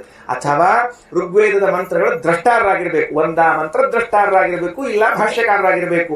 ಅಂತಹ ದೊಡ್ಡ ಯೋಗ್ಯತೆ ಇದ್ದ ನಾನು ಹಾಳಾಗಿ ಹೋಗ್ಬಿಟ್ನಲ್ಲ, ಈ ಸಂಸಾರದ ಸಿಕ್ಕಾಕೊಂಡಲ್ಲ. ಯಾಕೆ ಪ್ರಶ್ನೆ ಏನಿಲ್ಲ. ಮೀನ ಸಂಘ ಸಮುತ್ಥಿತಂ, ಒಂದು ದೃಶ್ಯ ಕಣ್ಣಿಗೆ ಬಿತ್ತಂತೆ ಅವರ ಜೀವನದಲ್ಲಿ. ನದಿಯಲ್ಲಿ ತಪಸ್ಸು ಮಾಡ್ತಾ ಕೂತವರು ಕಣ್ಣು ತೆರೆದು ನೋಡಿದಾಗ, ಅಹೋ ಇಮಂ ಪಶ್ಯತ ಮೇ ವಿನಾಶಂ ತಪಸ್ವಿನಃ ಸಚ್ಚರಿತಂ ವರತಸ್ಯ ಅಂತರ್ಜಲೇ ವಾರಿಚರ ಪ್ರಸಂಗಾತ್ ಪ್ರಸ್ರಾವಿತಂ ಬ್ರಹ್ಮಚಿರಂ ಧೃತಂ ಯತ್. ಒಂದು ಗಂಡು ಮೀನು, ಒಂದು ಹೆಣ್ಣು ಮೀನು, ಎರಡೂ ಆನಂದದಿಂದ ಹೊಂಟಿದ್ದಂತೆ. ಈ ಗಂಡು ಹೆಣ್ಣು ಅಂದ್ಮೇಲೆ ಆನಂದಕ್ಕೊಂದು ಪ್ರತ್ಯೇಕ ಶಬ್ದ ಬೇಕಾಗಿಲ್ಲ ಹೇಳೋದು, ಯಾಕಂದ್ರೆ ಅವರೇ ಸ್ವತಃ ಆನಂದ. ಪುರುಷ ಸ್ತ್ರೀಗಳು ಅಂತ ಅನ್ನುವುದೇನಿದೆ ಲೋಕದಲ್ಲಿ, ಭಗವಂತ ನಿರ್ಮಾಣ ಮಾಡಿದ ಆನಂದದ ಇನ್ನೊಂದು ಹೆಸರು. ಅಷ್ಟು ಆನಂದದಿಂದ ಇದ್ದಾರೆ. ಅವುಗಳು ಮನುಷ್ಯರಲ್ಲ, ಮೃಗಗಳಲ್ಲೂ ಹೌದು. ಗಂಡು ಜಿಂಕೆ, ಹೆಣ್ಣು ಜಿಂಕೆ, ಗಂಡು ಹುಲಿ, ಹೆಣ್ಣು ಹುಲಿ, ಸಿಂಹ, ಆನೆ, ಎಲ್ಲವೂ ಅಷ್ಟೇ. ವಿರುದ್ಧ ಲಿಂಗಗಳಲ್ಲಿರುವಂತಹ ಆಕರ್ಷಣೆ ಎಷ್ಟು ವಿಚಿತ್ರ ಇದೆ ಅಂದ್ರೆ, ವಿರಹ ಬಂದಾಗ ಅದರ ಅಸಹನೀಯತೆ ಅರ್ಥ ಆಗ್ತದೆ, ಇಲ್ಲದೇ ಅರ್ಥ ಆಗೋದಿಲ್ಲ. ಅಂಥದ್ದ ಮೀನನ್ನು ನೋಡಿಬಿಟ್ರು, ಕ್ಷಣಾರ್ಧದಲ್ಲಿ ಮೋಹಿತರಾಗ್ಬಿಟ್ರು, ಓಡಿ ಬಂದು ಲಗ್ನ ಮಾಡಿಕೊಂಡ್ರು. ಈಗ ಬಿಡಿಸ್ಕೊಳ್ತೀನಿ, ಬಿಡಿಸ್ತೀವಿ. ಏನಾಯಿತು ಅಂತ ಕೇಳಿದಾಗ ಅದಕ್ಕೆ ಹೇಳ್ತಾರ, ಅದನ್ನ ನೋಡಿದ್ದರಿಂದ ನನ್ನ ತಪಸ್ಸೆಲ್ಲ ನಾಶವಾಯಿತು. ನೋಡಬಾರ್ದಾಗಿತ್ತು ನಾನು ಅದನ್ನ. ಅಂತಹ ದೃಶ್ಯ, ಒಂದು ಗಂಡು ಮೀನು ಹೆಣ್ಣು ಮೀನುಗಳು ಆನಂದದಲ್ಲಿ ಸಂಚಾರ ಮಾಡುವುದನ್ನ ನೋಡಿದ್ದಕ್ಕೆ, ಮಿಥುನಿ ಭಾವವನ್ನು ನೋಡಿದ್ದಕ್ಕೆ ನನಗೆ ಸ್ಥಿತಿ ಬಂದಿದೆ. ಅದಕ್ಕೆ ನಾನೊಂದು ಮಾತು ಹೇಳ್ತೀನಿ ಕೇಳ್ರಿ. ಸಂಗಂ ತ್ಯಜೇತ ಮಿಥುನಂ ವರ್ಜನಾನ್ ವಿಮುಕ್ಷು. ಯಾವ ವ್ಯಕ್ತಿ ಮೋಕ್ಷವನ್ನು ಬಯಸಿದ್ದಾನೋ ದಯಮಾಡಿ ಅವನಿಗೆ ಸಿನಿಮಾ ನಾಟಕಗಳನ್ನು ನೋಡ್ಕೊಳ್ಳಿಕ್ಕೆ ಹೋಗ್ಬೇಡ್ರಿ, ಬೆನ್ನು ಹತ್ತಬೇಡ್ರಿ. ಅದರ ಹಿಂದೆ ಇವೇ ದೃಶ್ಯಗಳು, ಬೇರೆ ಏನಿಲ್ಲ. ಯಾವುದು ತೋರಿಸೋದೇ ತೋರಿಸ್ತಿರ್ತಾರೆ ದರಿದ್ರಗಳು. ನೋಡಿದ್ರಿ ಅಂದ್ರೆ ಸೌಭರ್ಯ ಋಷಿಗಳಿಗೆ ಏನೋ ತಾಕತ್ತಿತ್ತು, ಹೊಳ್ಳಿ ಬಂದ್ರು, ತಪಸ್ ಮಾಡ್ಕೊಂಡು ಕೂತ್ಕೊಂಡ್ರು. ನಾವು ಏನು ಮಾಡಿ ಸಾಧ್ಯ ಆಗುದಿಲ್ಲ. ಆದ್ರಿಂದ ಬೇಡ. ಅದಕ್ಕೆ ಏಕಶ್ಚರನ್ ತಪಸಿ ಸರ್ವಾತ್ಮನ ನ ವಿಸರ್ಜೇತ್ ಬಹಿರಿಂದ್ರಿಯಾಣಿ. ನಿಮ್ಮ ಇಂದ್ರಿಯಗಳನ್ನ ಹೊರಗೆ ಕಳಿಸಬೇಡ್ರಿ. ಒಂದು ಸರ್ತಿ ಹೊರಗೆ ಕಳಿಸಿದ್ರಿ ಅಂದ್ರೆ ಒಳಗೆ ಕರ್ಕೊಂಬರೋದು ಕಷ್ಟ, ಬಹಳ ಕಷ್ಟ ಅಂತ ಉದ್ಗಾರ ತೆಗೆದಿದ್ದಾರೆ. ಅದಕ್ಕೆ ಏಕಶ್ಚರನ್, ಒಬ್ಬರೇ ಒಬ್ಬರು ಸಂಚಾರ ಮಾಡ್ತಾ ಇರ್ರಿ, ಏಕಾಂತದಲ್ಲಿ ಕುಳಿತುಕೊಂಡಿರ್ರಿ ಅಂತ ಹೀಗೆಲ್ಲ ಆ ಮಾತುಗಳನ್ನು ತಿಳಿಸಿಕೊಟ್ಟಿದ್ದಾರೆ. ಇದಾದ ಮೇಲೆ ಈ ನವಮಸ್ಕಂದದಲ್ಲಿ ಪರಶುರಾಮ ದೇವರ ಚರಿತ್ರೆಯೊಂದನ್ನು ಹೇಳ್ತಾ ಇದ್ದಾರೆ. ಭಗವಂತ ಪರಶುರಾಮನಾಗಿ ಅವತಾರ ಮಾಡಿದ್ದಾರಂತೆ. ಪರಶುರಾಮನ ಕಥೆ ಬಹಳ ಚೆನ್ನಾಗಿದೆ. ಸಮಯ ಆಗ್ತಾ ಇದೆ, ದಶಮಸ್ಕಂದದಲ್ಲಿ ಪ್ರವೇಶ ಮಾಡಿ ನಿಲ್ಲಿಸ್ತೇನೆ. ನಾಳೆ ದಶಮಸ್ಕಂದ, ಏಕಾದಶ ಸ್ಕಂದಗಳನ್ನು, ದ್ವಾದಶ ಸ್ಕಂದಗಳನ್ನು ನೋಡ್ಲಿಕ್ಕೆ ಬರ್ತದೆ. ಏನಾಯಿತು ಅಂದ್ರೆ, ಪರಶುರಾಮ ದೇವರು ಎಲ್ಲ ದುಷ್ಟಕ್ಷತ್ರಿಯರ ಸಂಹಾರವನ್ನ ಮಾಡಿದರಂತೆ. ಸಂಹಾರ ಮಾಡಿದಾಗ ಹೆಂಗಿತ್ತು ಅಂದ್ರೆ ಭುಜಾನ್ ಕುಠಾರೇಣ ಕಠೋರ ನೈಮಿನ ಚಿಚ್ಛೇದ ರಾಮ ಪ್ರಹಸಂ ಹಸನ್ನಿವ ವೃತ್ತವಾಹೋ ಶಿರಸ್ತಸ್ಯ ಗಿರೇಶೃಂಗ ವಿವಾಹರತ ಹತೇ ಪಿತರಿ ತತ್ಪುತ್ರ ಅಯುತಂ ದುದ್ರುರ್ಭಯಾತ್. ಪರಶುರಾಮ ದೇವರು ಕತ್ತರಿಸಿ ಹಾಕಿದ ರಾಜರುಗಳ ಶವಗಳು ಹೆಂಗ್ ಬಿದ್ದಿದ್ವು ಅಂದ್ರೆ ಪರ್ವತದ ರಾಶಿಯಾಗಿತ್ತಂತೆ. ನಮ್ಗೆ ಊಹಾ ಮಾಡ್ಕೊಳ್ಳಿಕ್ಕೂ ಸಾಧ್ಯ ಇಲ್ರಿ. ಬರೀತಾರ ಕೈಗಳಷ್ಟೇ ತುಂಡಾಗಿ ಬಿದ್ದಿದ್ವು ಅಂತ. ಎಲ್ಲಿ ತನಕ ಒಂದು ಪರ್ವತ ಆಗಿ ತಲೆಗಳೆಲ್ಲ ಕತ್ತರಿಸಿ ಒಂದು ಪರ್ವತಗಳಂತೆ. ಎಂತಹ ವಿಚಿತ್ರವಾದ ಹಿಂಸೆಯನ್ನು ಮಾಡಿದ್ದಾರೆ ಅಂದ್ರೆ ಮಹಾಭಾರತ ಯುದ್ಧದಲ್ಲೂ ನೋಡ್ಲಿಕ್ಕೆ ಸಿಗೋದಿಲ್ಲ, ಅಂಥದ್ದು ಮಾಡಿಬಿಟ್ಟಿದ್ದಾರೆ.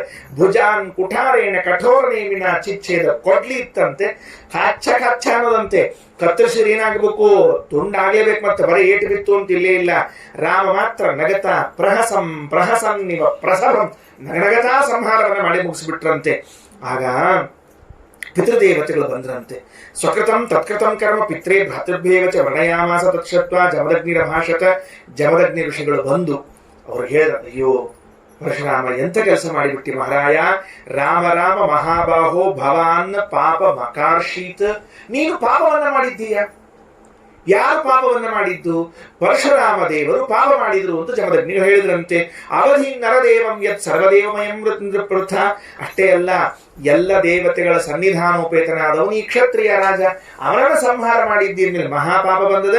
ವಯಂ ಹಿ ಬ್ರಾಹ್ಮಣಾಸ್ತಾತ ಕ್ಷಮಯ ಅರ್ಹಣತಾಂ ಗತಾಃ ಯಯಾ ಲೋಕಃ ಗುರುದೇವ ಪಾರಮೇಷ್ಠ ಪದಮಗಾತ್ ಪದಂ. ನೋಡು, ನಾವೆಲ್ಲ ಬ್ರಾಹ್ಮಣರು, ಕ್ಷಮೆಯಿಂದ ಇರಬೇಕು, ಇಂತಹ ಸಿಟ್ಟು ಮಾಡ್ಕೊಳ್ಬಾರ್ದು. ಅದಕ್ಕೆ ನೀವೊಂದು ಕೆಲಸ ಮಾಡು, ಪ್ರಾಯಶ್ಚಿತ್ತ ಮಾಡ್ಕೊ ಅಂತ ಹೇಳಿ. ಏನ್ ಪ್ರಾಯಶ್ಚಿತ್ತ ಮಾಡ್ಕೊಳ್ಳಿ ಅಂತ ಕೇಳಿದ್ರಂತ. ಎಷ್ಟು ಚಂದ ಹೇಳ್ಯಾರ್ರಿ. ರಾಜ್ಞ ಮೂರ್ಧಾವಸಿಕ್ತಸ್ಯ ವದಃ ಬ್ರಹ್ಮವದಾತ್ ಗುರುಹು. ಬ್ರಹ್ಮಹತ್ಯೆಗಿಂತಲೂ ದೊಡ್ಡ ಪಾಪ ಯಾವುದು ಅಂದ್ರೆ ಪಟ್ಟಾಭಿಷಿಕ್ತನಾದ ರಾಜನನ್ನ ಕೊಲ್ಲುವುದು ಅಂತ ಹೇಳಿದ್ದಾರೆ. ಪಟ್ಟಾಭಿಷಿಕ್ತನಾದ ರಾಜನನ್ನ ಕೊಲ್ಲುವುದು ಅಂದ್ರೆ ಬ್ರಹ್ಮಹತ್ಯೆಗಿಂತ ಮಿಗಿಲಂತೆ. ಅದಕ್ಕೆ ಮಾಡಬಾರ್ದು. ಮತ್ತೇನ್ ಪ್ರಾಯಶ್ಚಿತ್ತ ಮಾಡ್ಕೊಳ್ರಿ. ತೀರ್ಥ ಸಂಸೇವಯ ಚಾಂಹೋಹೋ ಜಹ್ಯ ಅಂಗ ಅಚ್ಯುತ ಚೇತನ. ಭಗವಂತನಲ್ಲಿ ಭಕ್ತಿಯನ್ನ ಮಾಡು, ತೀರ್ಥಕ್ಷೇತ್ರಗಳ ಯಾತ್ರೆಯನ್ನು ಮಾಡಿಕೊಂಡು ಬಾ. ಎಲ್ಲ ತೀರ್ಥಗಳಲ್ಲಿ ಸ್ನಾನ ಮಾಡಿ ಬಂದಾಗ ನಿನ್ನ ಪಾಪಗಳೆಲ್ಲ ಹೊರಟು ಹೋಗುತ್ತೆ ಅಂತ ಹೇಳಿದ್ರಂತೆ. ಇದು ಭಾಗವತದ ನವಮಸ್ಕಂದದಲ್ಲಿ ಬಂದ ಮಾತು. ಶ್ರೀಮದಾಚಾರ್ಯರು ತಾತ್ಪರ್ಯವನ್ನ ಎತ್ತಿಕೊಳ್ಳುತ್ತಾರೆ. ಒಂದೊಮ್ಮೆ ನಾವು ಈ ಕಥೆಯನ್ನ ಇದ್ದದ್ದನ್ನ ಇದ್ದಂತೆ ತಿಳಿದುಕೊಂಡು ಪರಶುರಾಮ ದೇವರು ತೀರ್ಥಯಾತ್ರಾ ಮಾಡಿ ಬಂದದ್ದು ಸತ್ಯ. ಮಾಡಿ ಬಂದು ಎಲ್ಲ ಪಾಪವನ್ನು ಕಳ್ಕೊಂಡ್ರು ಅಂತಾದರೆ ಪುಣ್ಯ ಪಾಪಗಳ ಲೇಪ ಭಗವಂತನಿಗೆ ಉಂಟು ಅಂತಾಯಿತು. ಪುಣ್ಯ ಪಾಪಗಳ ಲೇಪ ಯಾರಿಗಿದೆಯೋ ನರಕಾದಿಗಳು ಉಂಟು ಅಂತಾಯಿತು. ಆಯ್ತಲ್ಲ, ಮತ್ತೆ ಯಥಾ ಪ್ರಕಾರ ದೇವರು ಹೇಗಾದ ಮನುಷ್ಯನಾಗಬೇಕಾಗ್ತದಲ್ಲ ಅಂತಂದ್ರೆ ಅದಕ್ಕೆ ಉತ್ತರ ಕೊಡುತ್ತಾರೆ. ಜಾಮದಗ್ನ್ಯ ವರಂ ವವ್ರೆ ಅನಂತ ಶಕ್ತಿರಪಿ ಸ್ವಯಂ ಪಿತುಹು ಮಾನ್ಯತಾ ಸಿದ್ಧ್ಯರ್ಥಂ ಲೋಕಲೋಕೇಶ್ವರ ಪ್ರಭುಗೂ ಅಪಾಪಮಪಿ ದೇವೇಶಂ ಪಿತರಃ ಸನ್ಯವಾರಯತ್. ಏನೂ ಪಾಪವಿಲ್ಲ, ಆದೂ ಪಿತೃಗಳು ಭಗವಂತ ಪಾಪ ಮಾಡಿದ್ದಾನೆ ಅಂತ ಹೇಳಿದ್ರು. ಯಾಕೆ? ಅಜಾನಂತೋಸ್ತ್ಯ ಮಾಹಾತ್ಮ್ಯಂ ಮೋಹಿತಾಸ್ತಸ್ಯ ಮಾಯ. ಪರಶುರಾಮ ದೇವರ ಮಹಿಮೆ ತಿಳಿಯದೆ ಅವನ ಇಚ್ಛೆಯಿಂದ ಮೋಹಿತರಾದ ಜಮದಗ್ನಿಗಳು ಅವನಿಗೆ ಬೋಧನಾ ಮಾಡಿದರಂತ. ರಾಮ, ಪರಶುರಾಮ, ನೀ ಪ್ರಾಯಶ್ಚಿತ್ತ ಮಾಡ್ಕೋಪ. ಹಿಂಗ್ ಯಾರು ಹೇಳಿದ್ದು ಅಂದ್ರೆ ಭಗವಂತನೇ ಅವರ ಬಾಯಿಯಿಂದ ಹೇಳಿಸಿದ್ನಂತೆ. ಮೋಹಯನ್ನ ಮಾಯಾಲೋಕಂ, ತನ್ನ ಇಚ್ಛಾನುಸಾರವಾಗಿ ಲೋಕಕ್ಕೆ ಮೋಹ ಉಂಟು ಮಾಡಿದ. ಪರಶುರಾಮನಿಗೂ ಕೂಡ ಪಾಪ ಬಂತು, ಪ್ರಾಯಶ್ಚಿತ್ತವನ್ನ ಮಾಡಿಕೊಂಡ. ಮತ್ತು ಅವನು ಇದ್ದಿದ್ದಿಲ್ಲ ಅಂದ್ರೆ ಪುಣ್ಯ ಪಾಪಾದಿ ನಿರ್ಮಾತು ಕುತಃ ಪಾಪಾದಿ ಸಂಗತಿ. ಜಗತ್ತಿನಲ್ಲಿದ್ದ ಎಲ್ಲರ ಪುಣ್ಯ ಪಾಪಗಳ ಲೆಕ್ಕ ಇಡವನವನು, ಅವನು ಎಲ್ಲಿಂದ ಪುಣ್ಯ ಪಾಪಗಳ ಲೆಕ್ಕ ಹೇಳ್ತೀರಿ ನೀವು? ಸರ್ವಾತ್ಮನ ಅದನ್ನು ತಿಳಿಬಾರದು. ಮತ್ತೆ ಹಿಂಗ್ಯಾಕೆ ಮಾಡಿದ ಅಂದ್ರೆ ಅದಕ್ಕೆ ಉತ್ತರ ಕೊಡ್ತಾರೆ ಆಚಾರ್ಯರು. ಏನದು? ಮಮ ವರ್ತ್ಮಾನು ವರ್ತಂತೆ ಮನುಷ್ಯ ಪಾರ್ಥ ಸರ್ವಶಃ. ಲೋಕದಲ್ಲಿ ಉತ್ತಮರಾದವರು ಯಾವ ರೀತಿಯಾಗಿ ಬದುಕೊಳ್ಳುತ್ತಾರೋ ಮುಂದಿನವರಿಗೆ ಅದು ಹಾದಿ ಆಗ್ತದ. ಅಂದಮೇಲೆ ಪಾಪಗಳನ್ನ ಮಾಡಿದಾಗ ಪ್ರಾಯಶ್ಚಿತ್ತವನ್ನ ಮಾಡಿಕೊಳ್ಬೇಕು ಅನ್ನುವ ಪಾಠವನ್ನ ಕಲಿಸ್ಲಿಕ್ಕೆ ಪರಶುರಾಮ ದೇವರು ಮಾಡಿದ್ದೇ ಹೊರತಾಗಿ ಅವರಿಗೆ ಪಾಪ ಇತ್ತು ಅಂತ ಸರ್ವಾತ್ಮನ ಭಾವಿಸಬಾರದು. ಕೊನೆಯಲ್ಲಿ ರಂತಿದೇವ ಅಂತ ಒಬ್ಬನು ಬರ್ತಾನೆ. ಆ ರಂತಿದೇವನ ಕಥೆಯನ್ನು ಹೇಳಿದಾಗ ಅವನು ಹೀಗಿದ್ದಂತ್ರಿ. ರಂತಿದೇವ ಏನ್ ಕೈಯಾಗಿರ್ತಿದ್ ಅದನ್ನ ಕೊಟ್ಟು ಕೃಷ್ಣ ಬಂದ್ಬಿಡ್ತಿದ್ದಂತ. ನಾವು ವಿಚಾರ ಮಾಡ್ತಿರ್ಲಿಲ್ರಿ. ಅಲ್ಲ ಮತ್ತೆ ಇದು ಇಟ್ಕೊಳ್ಬೇಕು ಬ್ಯಾಡೋ, ನಾಳೆಗೆ ಹೆಂಗ ನಾಡದಿಗೆ ಹೆಂಗ ಏನೂ ಇದ್ದಿದ್ದಿಲ್ಲ. ಗುರುಶ್ಚ ರಂತಿದೇವಶ್ಚ ಸಂಕೃತೇ ಪಾಠನಂದನ ರಂತಿದೇವಸ್ಯ ವೀತವಿತ್ತಸ್ಯ ದತಃ ಲಬ್ಧಂ ಬುಭುಕ್ಷತಃ. ಏನಿತ್ತು ಕೊಟ್ಟು ಹಾಕ್ಬಿಡ್ತಿದ್ದ, ಕೃಷ್ಣ ಬಂದ್ಬಿಡ್ತಿದ್ದ. ಮನ್ಯಾಗ ಹೆಂಡತಿ ಮಕ್ಕಳೆಲ್ಲ ಅಲ್ರಿ ಹಿಂಗ್ ಕೊಟ್ಕೋತ್ ಬಂದ್ರೆ ಹೆಂಗ? ಅವ ಕೊಟ್ಟಿನ್ ತಗೋ, ನೀ ಯಾಕೆ ಲಿಗಿಸತಿ ಹೋಗಂತ ಹೇಳ್ಬಿಡ್ಬೇಕಂತ. ಒಮ್ಮೆ ಹಿಂಗೆಲ್ಲಾ ಕೊಟ್ಟು 48 ದಿವಸ ಉಪವಾಸ ಬಿದ್ದಿದ್ದಂತ. ಏನೂ ಇದ್ದಿದ್ದಿಲ್ಲ. ರಂತಿದೇವ ಎಂಬ ರಾಜನಿಗೆ 48 ದಿವಸ ಅನ್ನಾಹಾರಗಳಿಲ್ಲ ಅವನಿಗೆ. ಉಪವಾಸ ದೇಹದಲ್ಲಿ ಆ ಕಾಲದಲ್ಲಿ ಅಷ್ಟು ಧಾರಣೆ ಇದ್ರು ನೋಡ್ರಿ. ಯತೀಯು 48 ಹಾನಿ ಅಪಿಬತಃ ಕಿಲ, ನೀರು ಕುಡಿಲಾರ್ದ 48 ದಿವಸ ಕಳೆದು ಹೋಯ್ತಂತ. ಯಾರೋ ಪಾಪ ಅವ್ರು ನೋಡಿಬಿಟ್ಟು ಊರಿನಲ್ಲಿದ್ದವ್ರು ದಯಾ ಮಾಡಿ ಕೊಡ್ರಪ್ಪ ಅಂತ ತಿಳ್ಕೊಂಡು ಅವರಿಗೆಲ್ಲ ಇಡೀ ಪರಿವಾರ ಊಟಕ್ಕಾಗೋ ಶ್ರಮಗಳನ್ನು ತಂದಿಟ್ರಂತ. ಅವ ಆಯ್ತು ಅಂತ ದೇವರ ಪೂಜೆ ನೈವೇದ್ಯ ವೈಶ್ವದ ಯಥಾ ಪ್ರಕಾರ ಎಲ್ಲಾ ಮಾಡಿ ಇನ್ನೇನು ಊಟ ಮಾಡಬೇಕು. ಅತಿಥಿ ಬ್ರಾಹ್ಮಣ ಕಾಲೇ ಭೋಕ್ತು ಕಾಮಸ್ಯ ಚಾಗಮತ. ಬರೋಬ್ಬರಿ ಬ್ರಾಹ್ಮಣ ಬಂದಂತ ಅತಿಥಿ. ಅಯ್ಯಯ್ಯೋ ದೇವ್ರ ಎಂಥ ಅವಕಾಶ ಮಾಡಿಕೊಟ್ಟ, ಇವತ್ತೂ ಕೂಡ ಒಬ್ಬ ಬ್ರಾಹ್ಮಣ ಊಟಕ್ಕೆ ಹಾಕೋ ಅವಕಾಶ ಕೊಟ್ಟನಲ್ಲ ಅಂತ ಕರೆದು ಅವ್ನು ಹೊರ ತುಂಬ ಊಟಕ್ಕೆ ಹಾಕಿದ್ನಂತ. ಹೋಗ್ಬರಿ ಬ್ರಾಹ್ಮಣ ದೇವತ ಅಂತ ಕೊಟ್ಟು ಕಳಿಸಿದ್ದಾನೆ. ಹಿಂಗ ಕಳಿಸೋ ಹೊತ್ತಿನೊಳಗ ನೋಡ್ರಿ ಅನ್ನ ಕೊಡುವಾಗ ಹೆಂಗ್ ವಿಚಾರ ಮಾಡ್ತಿದ್ದ ಅಂದ್ರೆ ಹರಿಂ ಸರ್ವತ್ರ ಸಂಪಷ್ಟನ್ ಸಭುತ್ವ ಪ್ರಯೋಜನ, ಅಲ್ಲಿ ಭಗವಂತನೇ ಊಟ ಮಾಡ್ತಿದ್ದಾನೆ ಅಂತ ಸಂತೋಷನ್ ಕೊಟ್ಟು ಕಳಿಸಿದ್ನಂತ. ಮುಗೀತು, ಬರೋಬ್ಬರಿ ಮತ್ತೊಬ್ಬ ಬಂದಂತ. ಅವ ಬ್ರಾಹ್ಮಣ ಅಲ್ಲ, ಶೂದ್ರ ಬಂದಿದ್ದಾನೆ. ಹಸಿವೆ ಆಗಿದೆ ರಾಜ, ಊಟಕ್ಕೆ ಹಾಕ್ತೀಯ ಅಂದ್ರೆ ಅಯ್ಯೋ ನಿನಗೆ ಹಾಕದೆ ಇನ್ಯಾರಿಗೆ ಹಾಕಬೇಕಪ್ಪ, ಕೂಡು ಅಂತ ಅವನಿಗೂ ಹಾಕಿದ್ನಂತೆ. ಜಾತಿ ನೋಡದೆ ಊಟಕ್ಕೆ ಹಾಕಿದ್ದಾನೆ. ಯಾಕೆ ಅಂದ್ರೆ ಅನ್ನಸ್ಯ ಕ್ಷುದಿತಂ ಪಾತ್ರಂ, ಅನ್ನ ಹಸದವರಿಗೆ ಹಾಕಬೇಕೆ ಹೊರತಾಗಿ ಆಚಾರೋ ಅನಾಚಾರೋ ದೊಡ್ಡಾಚಾರೋ ಗಿಡ್ಡಾಚಾರೋ ಉದ್ದಾಚಾರೋ ಎದ್ದಾಚಾರೋ ನೋಡ್ಬಾರ್ದು. ಅದನ್ನ ಹಾಕಬೇಕು, ಅನ್ನ ಹಾಕ್ಬೇಕು. ಹಾಕಿಬಿಟ್ಟ. ಅಲ್ಲೂ ಏನು ಅನುಸಂಧಾನ ಮಾಡಿದ, ಭಗವಂತ ಇದ್ದಾನೆ, ಇದರಲ್ಲಿ ಊಟ ಮಾಡ್ತಿದ್ದಾನೆ ಅಂತ. ಮುಗೀತು. ಅವ ಹೋದ ಮೇಲೆ ಇನ್ನರ ಊಟಕ್ಕೆ ಕೂಡೋಣ ಅಂತ ಅನ್ನೋದಕ್ಕೆ 4 ನಾಯಿನ ಹಿಡ್ಕೊಂಡು ಮತ್ತೊಬ್ಬ ಬಂದಂತ. ಶೂದ್ರನೇ ಅವನು ಮತ್ತೊಬ್ಬ ಬಂದ. ರಾಜನ್ ಊಟಕ್ಕೆ ಹಾಕ್ತೀಯಪ್ಪ ಅಂದ. ಅಯ್ಯೋ ಅವಶ್ಯವಾಗಿ ಹಾಕ್ತೀನಿ ಅಂತ ತಿಳಿದುಕೊಂಡು ಹಾಕಿದ. ಮುಗೀತು, ಎಲ್ಲ ಅನ್ನ ಖಾಲಿಯಾಗಿ ಹೋಯ್ತು. ಸಂಬಂಧಿಕರದ್ದು ಬಂದು ಅಷ್ಟು ಮುಗೀತ್ರಿ. ಇನ್ನು ನೀರು ಉಳ್ಕೊಂಡಿತ್ತಂತ. ನೀರು ಕುಡಿಬೇಕು ಅಂತ ಕೈಲಿ ಪಾತ್ರ ಎತ್ತಿದ್ದಾನೆ. ಅಂತ್ಯಜನಾದವನು ಮತ್ತೊಬ್ಬ ಬಂದ. ಉಲ್ಕಸ ಅಂತ ಅವನ ಹೆಸರು, ಕೊನೆಯ ಅವನು ಬಂದಿದ್ದಾನೆ. ರಾಜನ್ ನೀರೇ ಕುಡಿದಿಲ್ಲೋ, ನೀರು ಕೊಡ್ತೀಯಾ ಅಂತ ಕೇಳಿದ್ದಂತೆ. ಪಾನೀಯ ಮಾತ್ರ ಮುಚ್ಚೇಶಂ ತಚ್ಚೈಕ ಪರಿಪತ್ತರಿಪಣಂ ಪಾಲ್ಯತ ಪುಲ್ಕಸೋಭ್ಯಾಗ ಅಪೋದೇಶು ತಾಮತ್ ತಸ್ಯಾತಿ ಕರುಣಾಂ ವಾಚಂ ನಿಶಮ್ಯ ವಿಪುಲ ಶ್ರಮಂ. ಅಯ್ಯೋ ನೀರಿಲ್ಲ ಅಂತ ಕೇಳ್ತಿದ್ದಾನಲ್ಲ, ಹೆಂಗ್ ಕೊಡ್ಬೇಕು? ತಾನ್ 48 ದಿವಸ ನೀರು ಕುಡ್ದಿಲ್ರಿ ಅವ. ತಾನ್ 48 ದಿವಸದಿಂದ ನೀರು ಕುಡ್ದಿಲ್ಲ. ನೀರಿಲ್ಲಲ್ಲ ಹೆಂಗ್ ಮಾಡ್ಬೇಕು ಅಂತಂದ್ರೆ ನೀರು ಕೊಟ್ಟು ಬಿಟ್ನಂತೆ. ಕೊಟ್ಟು ಅವನಿಗೆ ನೀರು ಕೊಡುವಾಗ ದೇವರಲ್ಲಿ ಪ್ರಾರ್ಥನೆ ಮಾಡ್ಕೊಂಡು, ಸ್ವಾಮಿ ನನಗೆ ಏನೂ ಕೊಡಬೇಡ, ನಕಾಮಗೇಘಂ ಗತಿಮೀಶ್ವರಾಣ ಮಹರ್ಧಿಯುಕ್ತ ಅಪುನರ್ಭವಂ ವಾ. ನನಗೆ ಸ್ವರ್ಗ ಮಹರ್ಲೋಕ ಜನೋಲೋಕ ತಪೋಲೋಕಗಳು ಮೋಕ್ಷ ಯಾವುದೂ ಬೇಡ. ಮತ್ತೇನ್ ಬೇಕು ನಿನಗ? ಆರ್ತಿಂ ಪ್ರಪದ್ಯೆ ಅಖಿಲ ದೇಹ ಭಾಜಾಂ. ಜಗತ್ತಿನಲ್ಲಿ ಯಾರ್ಯಾರಲ್ಲಿ ದುಃಖ ಇದೆಯಲ್ಲ ಅಷ್ಟೂ ದುಃಖವನ್ನು ನನಗೊಬ್ಬರಿಗೆ ಕೊಟ್ಟು ಬಿಡು ಸ್ವಾಮಿ. ಏನ್ರಿ ನಮ್ಮ ದುಃಖವನ್ನು ಮಂದಿ ಕೊಡು ಅಂತ ಹೇಳೋರು ನಾವೆಲ್ಲ. ನಂದು ಅಷ್ಟು ದುಃಖ ಆಚಾರ್ಯ ಕೊಟ್ಬಿಡು. ಆರಾಮ್ ಜಿಗಿದಾಡ್ಕೊಂಡು ಅಡ್ಡಾಡ್ತಿರ್ತಾರೆ ಆಚಾರ್ಯ. ಟನ್ ಟನ್ ಟನ್ ಅಂತ ಕೊಟ್ಬಿಡು ಆಚಾರ್ಯ. ಸ್ಕೂಟರ್ ಮೇಲೆ ಅಡ್ಡಾಡ್ತಾರೆ, ಕಾರ್ನಾಗ ಅಡ್ಡಾಡ್ತಾರೆ, ಬಸ್ನಾಗ ಅಡ್ಡಾಡ್ತಾರೆ, ವಿಮಾನಾಗ ಅಡ್ಡಾಡ್ತಾರೆ, ಜಿಗಿದಾಡೋ ಆಚಾರ್ಯ ಕೊಟ್ಬಿಡು. ಒಟ್ಟು ದುಃಖ ಅವ್ರಿಗೆ ಹೋಗ್ಲಿ ಅಂತ ನಾವ್ ಹೇಳೋರು.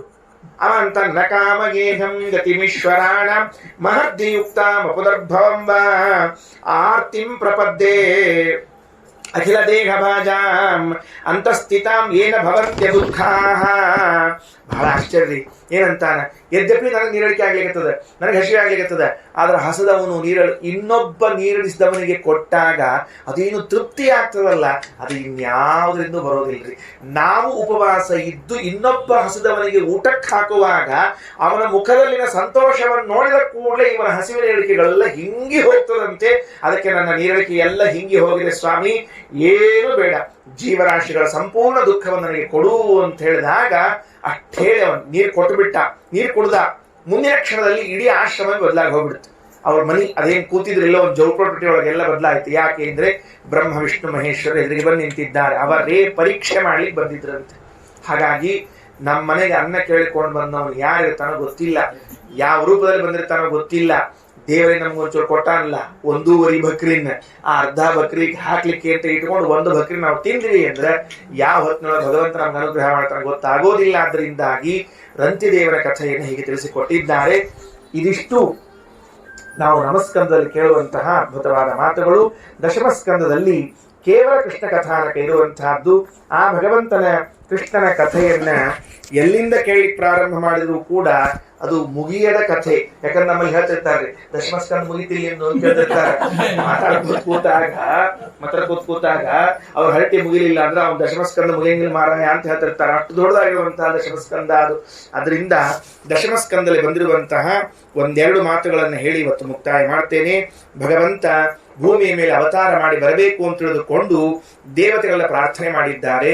ದೇವತೆಗಳ ಪ್ರಾರ್ಥನೆಗೆ ಅನುಗುಣವಾಗಿ ಭಗವಂತ ಶ್ರಾವಣ ಮಾಸದ ಕೃಷ್ಣ ಪಕ್ಷದ ಅಷ್ಟಮಿ ದಿವಸ ವಸುದೇವ ದೇವಕಿಯರ ನಿಮಿತ್ತವನ್ನ ಮಾಡಿಕೊಂಡು ಭೂಮಿಯ ಮೇಲೆ ಪ್ರಾದುರ್ಭಾವನಾಗ್ತಾ ಇದ್ದಾನೆ. ದೇವರು ಭೂಮಿಗೆ ಬರ್ತಾನೆ ಎನ್ನುವುದಕ್ಕೆ ಭೂಮಿಗಾದ ಸಂತೋಷ ಅವರ್ಣನೀಯ, ಅನಿರ್ವಚನೀಯ. ಹೆಂಗ್ ಹೇಳ್ಬೇಕಾ ಹೆಣ್ಮಗಳು, ಮೈ ರೋಮಾಂಚನ ಆಗ್ತಾ ಇದೆ ಅಂತೆ.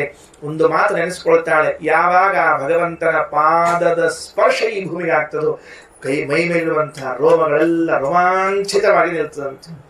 ಆ ಪಾದದ ಸ್ಪರ್ಶದಲ್ಲಿ ಹಂಗಿದೆ ನೋಡ್ರಿ. ಪಾದಸ್ಪರ್ಶದಿಂದ ಭೂದೇವಿಗೆ ಆನಂದ ಆಗುವುದಾದ್ರೆ ಹಸ್ತಸ್ಪರ್ಶದಿಂದ ಪೂತನಿಗೆ ಆನಂದವನ್ನುಂಟು ಮಾಡ್ತಾನೆ, ಊರ್ವಶಿಗೆ ಆನಂದವನ್ನುಂಟು ಮಾಡ್ತಾನೆ. ದೇವರ ಒಂದೊಂದು ಅಂಗಗಳ ಸ್ಪರ್ಶ ಅಷ್ಟು ಅದ್ಭುತವಾಗಿರುವಂತಹದ್ದು.